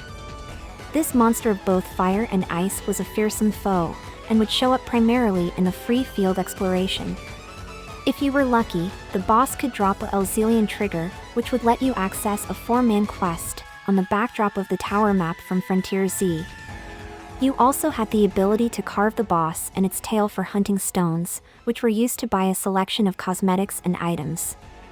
It's like looting the boss, without the random factor. Unfortunately, even with the triggers, this boss cannot ever be fought again. Unlike Night Gear, Cougar NX and Odin, Elzelian would not spawn on the field after the event. Worse still, the Elzelian triggers had an expiration date on them, killing any potential way to fight the boss. And that was the PSO2 side of things. So, what did Monster Hunter get in return? Well, they had a small collab of... Oh my god, Kuna my friend, what have they done to you? Oh wait, what did they do to Risa? Thank god they didn't butcher the Rappy, just look at how adorable he is. Even in game he's untouchable. No, oh my god, oh no. All jokes aside, this seems to be a skin pack, with each character having a mag and a weapon. We have Demon Kuna, Old Risa, the Hellspawn Rappy suit, the default ranger with the best partisan camo in PSO2? Whoa, someone at Capcom has some good taste. Doesn't stop there, because they somehow managed to sneak in Karik, and that render is absolutely beautiful. But none of this really matters at the end of the day, as Frontier was Japan only, and besides, it shut down.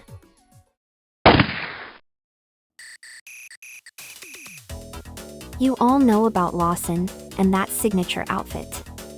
If you can name an anime girl, then she probably wore a Lawson uniform at some point. It would be no surprise that Matoi would eventually join the... Hold up, that's 2019. We do have a collab in 2018, but that wasn't about the uniform. It was about a prepaid card. So, if you were to buy these prepaid cards, you could get some in-game chicken nuggets. Or this cute Lawson employee on your head. But screw the prepaid card, we're here for Best Girl. Actually, don't screw the prepaid card in 2019, as buying one would net you the uniform. It gives you the outerwear for both men and women, so get your wallet out for Matoi.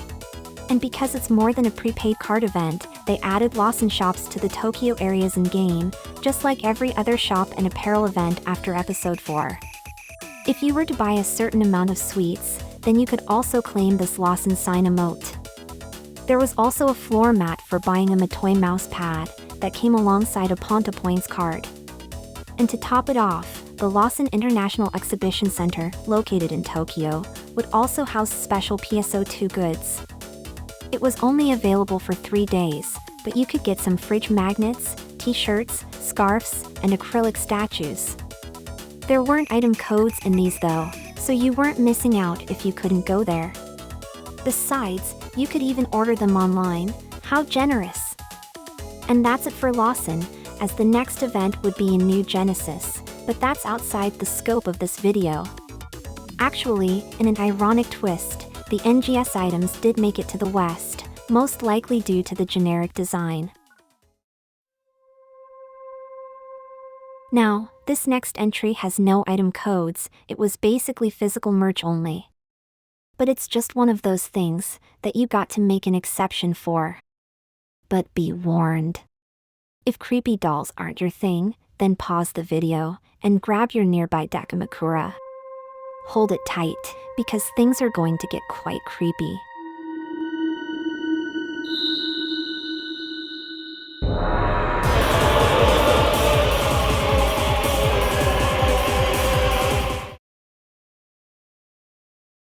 That face is nightmare-inducing. However, you can't deny the beautiful craftsmanship, as the outfits are very accurate to the in-game model. But their other models have much better-looking eyes, so what the hell happened here? Standing at about 55 centimeters, she costs a hefty price, but if you like dolls, then I'm sure this is right down your alley. Oh dear.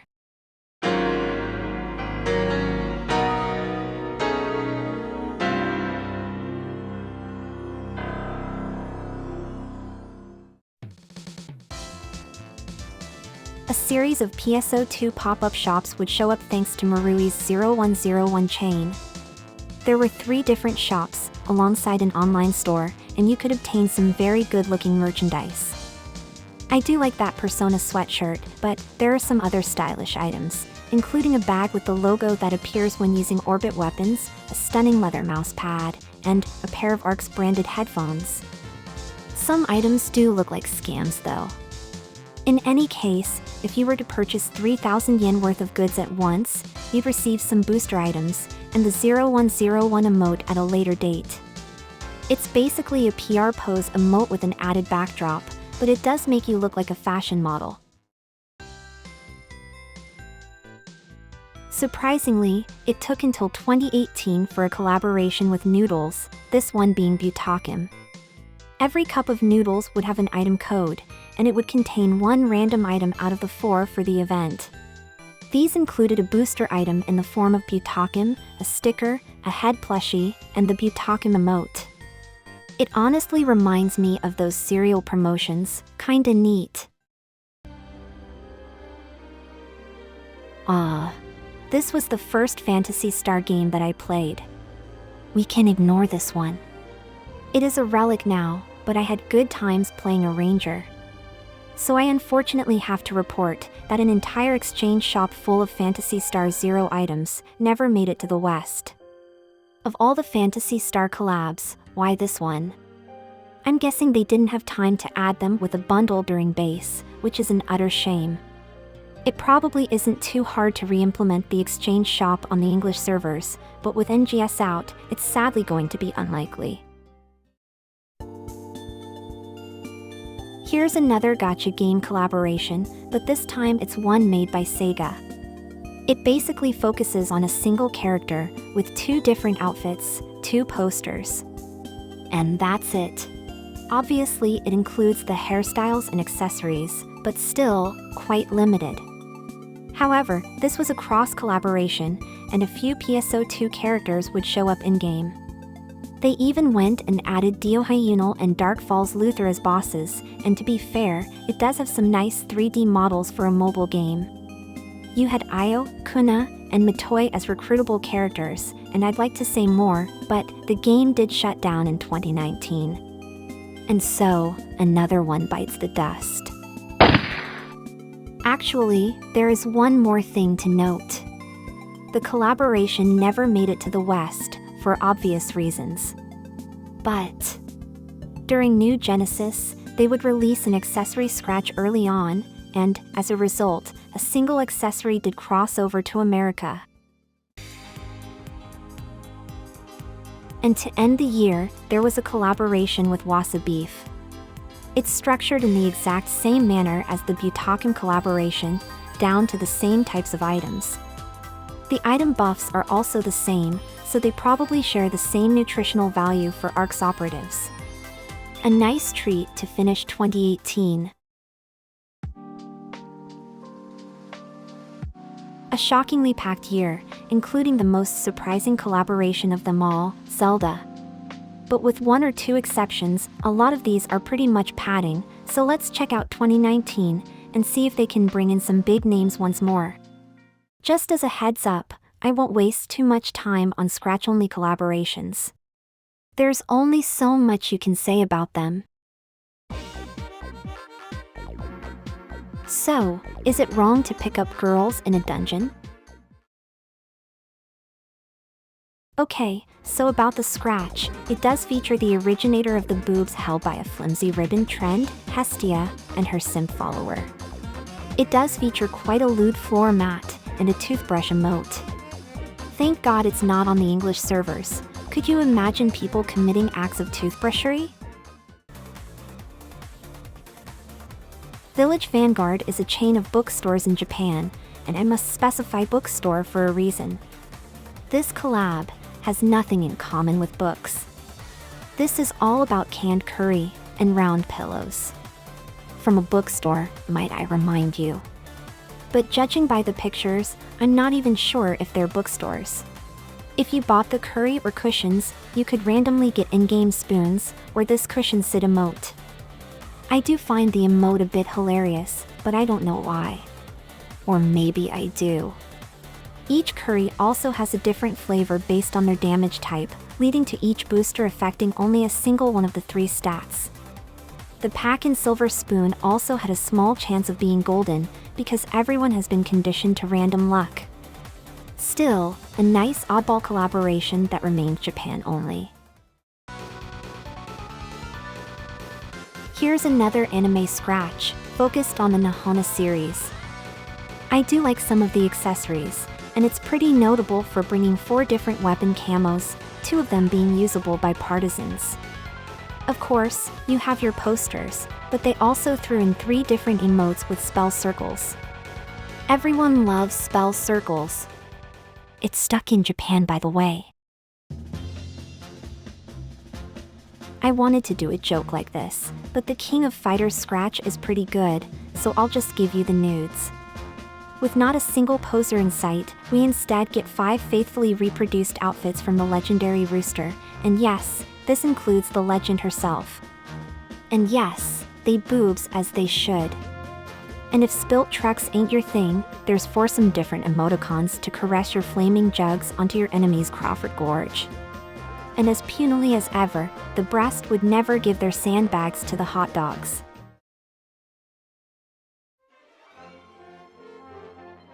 Konosuba was actually the first third-party scratch that made it to the West. Back then, no one even expected third-party collabs to realistically come to the West, but here we are. It's a pretty good scratch, 5 outfits, 3 emotes, some interesting accessories and a weapon camo.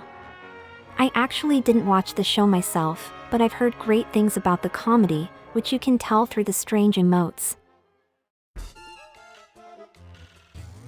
If you attended the offline event in August of 2019, you'd receive a Sergeant Frog outfit, which came with stickers and a mag form. But just like the Hello Kitty collaboration, the items would later reappear for a limited time in the exchange shop. If you saved up on recycle badges, then you could grab a suit for yourself. Actually, this isn't an anime, but a visual novel. And it's a rather old one, with the original release dating from 2006. You've got 2 very tight-looking bodysuits, and 2 mechas with cast parts, alongside your typical posters and weapon camos. Ironically, an anime adaptation would come 2 years later, but I heard that it's not very good. So, this is a collab for a space warfare anime, which is actually a remake of an extremely well-regarded 110-episode OVA lasting from the late 80s to the late 90s. While the remake does have big shoes to fill, it was also the perfect opportunity for a PSO2 collab, which would bring in the 2 uniforms of each faction for both genders. I do find the wine emote to be quite silly, at least from an outsider's perspective. But that's also accompanied by posters, and a ship for your room. A nice touch was one of the show's ships showing up in the lobby. It's like the Yamato collaboration, to some extent. Idola was a Phantasy Star mobile game, created in response to games like Fate Grand Order. There were some interesting elements, like the Idola battles, but overall was incredibly forgettable. The game would release in late 2018, and would get its first scratch collab a year later. It's a hefty scratch for the game's first anniversary, with no more than 6 outfits, 8 floor mats and posters, 4 weapon camos, and a whopping 6 voice tickets.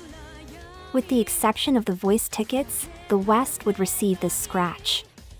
In fact, the West would even get a localized version of the game towards the end of 2020, published by Bull Trend Games. The localized version lacked the ability to connect to PSO2, which is the reason why the Idola Exchange Shop didn't make it here. The Japanese version would let you gain points playing the game, and you could turn them in for PSO2 items and star gems. But the items were distributed in the West, just through other means. This includes the items from the Popona NPC, who appeared during the event, but only in Japan. And yes, this is indeed the official NGS VTuber, back when she was just the Idola VTuber. As they entered 2020, another Idola scratch would pop up, focusing on the chaos side. The game had this very strange law versus chaos mechanic, which just seemed like a convenient excuse to make more fashion. Ironically, this character's outfit wouldn't be in this scratch. It would casually sneak its way inside a PSO2 Essence scratch over in Japan, but it was bundled together with the other Idola fashion in the West. The last scratch was a revival, but it did add some Matoy emotes, based off her artwork in Idola. Unfortunately for Idola itself, the game would be shut down in Japan. Oh, and the global version was immediately left in a state of limbo for 7 months straight, before getting the shutdown announcement. So it effectively died twice.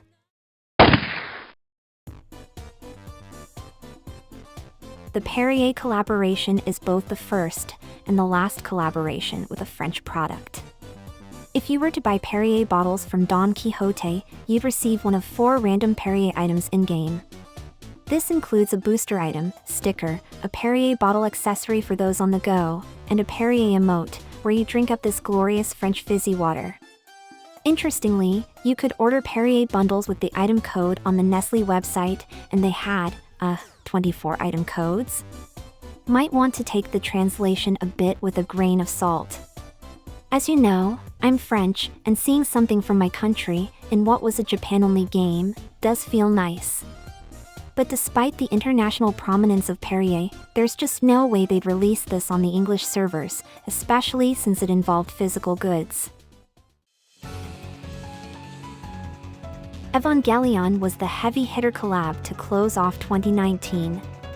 Released to promote the upcoming 4th movie, before it got delayed a whole year due to the pandemic, it featured an actual story with voice acting. You weren't missing much though. It's a typical story of sending home visitors, through some arbitrary method. Ironically, it's the one time they justified an event lobby, through the story, as EVA Unit 01 stood tall in the lobby during the event. We can't forget about the Evangelion scratch to go alongside the event, which gave out all the characters from the event, and EVA 01 as an outfit, alongside some weapon camos. But if that's all it was, then it'd be a pretty boring event. So, a very special urgent quest was created, just for the event. The battle against the 6th Angel. Armed with PSO2's signature mecha, the AIS Vega, you'd soar through the skies to fend off the Angel. The Angel would shapeshift, altering the position of his weak points and attack patterns, in this visual spectacle of polygons. There's a lot of visual polish to the entire quest, including the UI. And on the hardest difficulty, they even added an extra phase, with the boss shape shifting into an AIS. Needless to say, this was a treat for both groups of fans alike, and a nice way to end the year with a bang.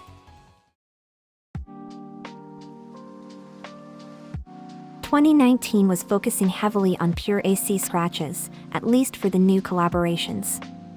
And with the exception of Konosuba and Idola, we didn't get any of these on the global servers. I think the biggest loss has to be the Evangelion one, as that offered a really unique boss fight that we sadly can't experience today. But anyway, we're in the final stretch. Here's 2020, the final year of new collaborations. Here's a bizarre collaboration with the model kit/toy franchise, Zoids. A limited edition reskin of a Zoid would be released, which only seems to add ARC stickers. And you'd get an item code from buying it for 2 helmets. Yep, that's it. Congratulations on PSO2 for finally coming over to the West after a daunting 8-year delay. Anyway, to celebrate PSO2's arrival in the West, thanks to Microsoft, a bundle of Xbox items was released exclusively for the US version.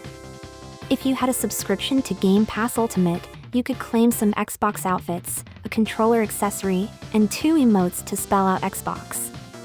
These items came alongside a few really generous items. And I really mean it. However, the Microsoft Store launch was a disaster, to say the least. Thankfully, a Steam version was right around the corner, and to incentivize people to move over, they create another collaboration exclusively for the West, this time with Valve. While the collab mostly focused on Half-Life, with Gordon, Alex, and the Crowbar, you also had some additional TF2 weapon camos and a Poro mag to go alongside it all. Since they're part of the title counter in PSO2, you can still obtain the collaboration items to this very day. 2 English-only collabs was too much to handle, so we're back to anime collaborations stuck in Japan. This time it's all about Gridman, the one made by Studio Trigger. Everything in the scratch is being shown on screen, so you aren't missing much. Yes, it's that Senran Kagura. For those unaware, they're indeed shinobis, with a tendency of tearing clothes apart. Unfortunately, they decided to add Yumi, the boring as fuck ice queen, instead of Yomi, the literal best girl. Yes, I am a Yomi fan. Can't you tell? Alongside the weapon camos for each character, there also were the blinding lights, used to cover up full-on nudity in the original games. It doesn't stop at lewd emotes or sexy posters, as they've gone above the Call of Duty and added booby mouse pads. Bless you. Okay guys, we're at the very end. Only 3 more collaborations to go, so let's do this. If there was one collab that had people talking, it was the SAO event. Asuna and Kirito would show up on Oracle in a new story with cutscenes, and you'd be able to recruit them. Although the story was pointless nonsense, and there wasn't even a special urgent quest made for the collaboration, there was one thing that was really nice. Everything from the event was free of charge. You just had to finish the collaboration story, and you'd be able to fully dress up as Kirito or Asuna. This included the weapon camos used by both characters, alongside a very try-hard looking emote. And to top it off, the event made it to the English servers, and it was fully dubbed. The event's voice tickets were also retained, and got dubbed too. So regardless of your opinion on SAO, we can all be grateful for the free stuff it's given us. If you love denim jeans, then you will love the Edwin collaboration. For the event, a special t-shirt and several discreetly branded jeans were sold at Edwin shops, with both items including item codes. You'd get a sticker and a Kuna panel if you bought the t-shirt, and you'd receive a pair of jeans in-game, should you buy the real-life denim. The denim jeans look very nice, especially when used alongside the PR Pose 5 emote they give you. Here we go, the final collaboration of the video. Technically, the Yakuza series did receive 2 items in a Sega collaboration pack back in 2014, but we're not going to count that. I unfortunately know nothing about the Yakuza series, so I can't help you out much here. What I can say is that it did make it to the West intact, and several items like the emote would get revivals during the NGS era. It is a high-quality scratch ticket, and that's it.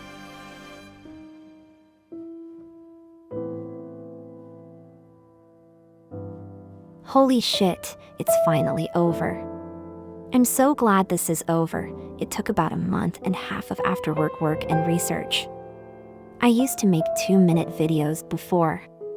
Now look at me, cranking out 2 hours of footage I didn't even record myself. Anyway, I won't waste any more of your time, and thank you so much for watching.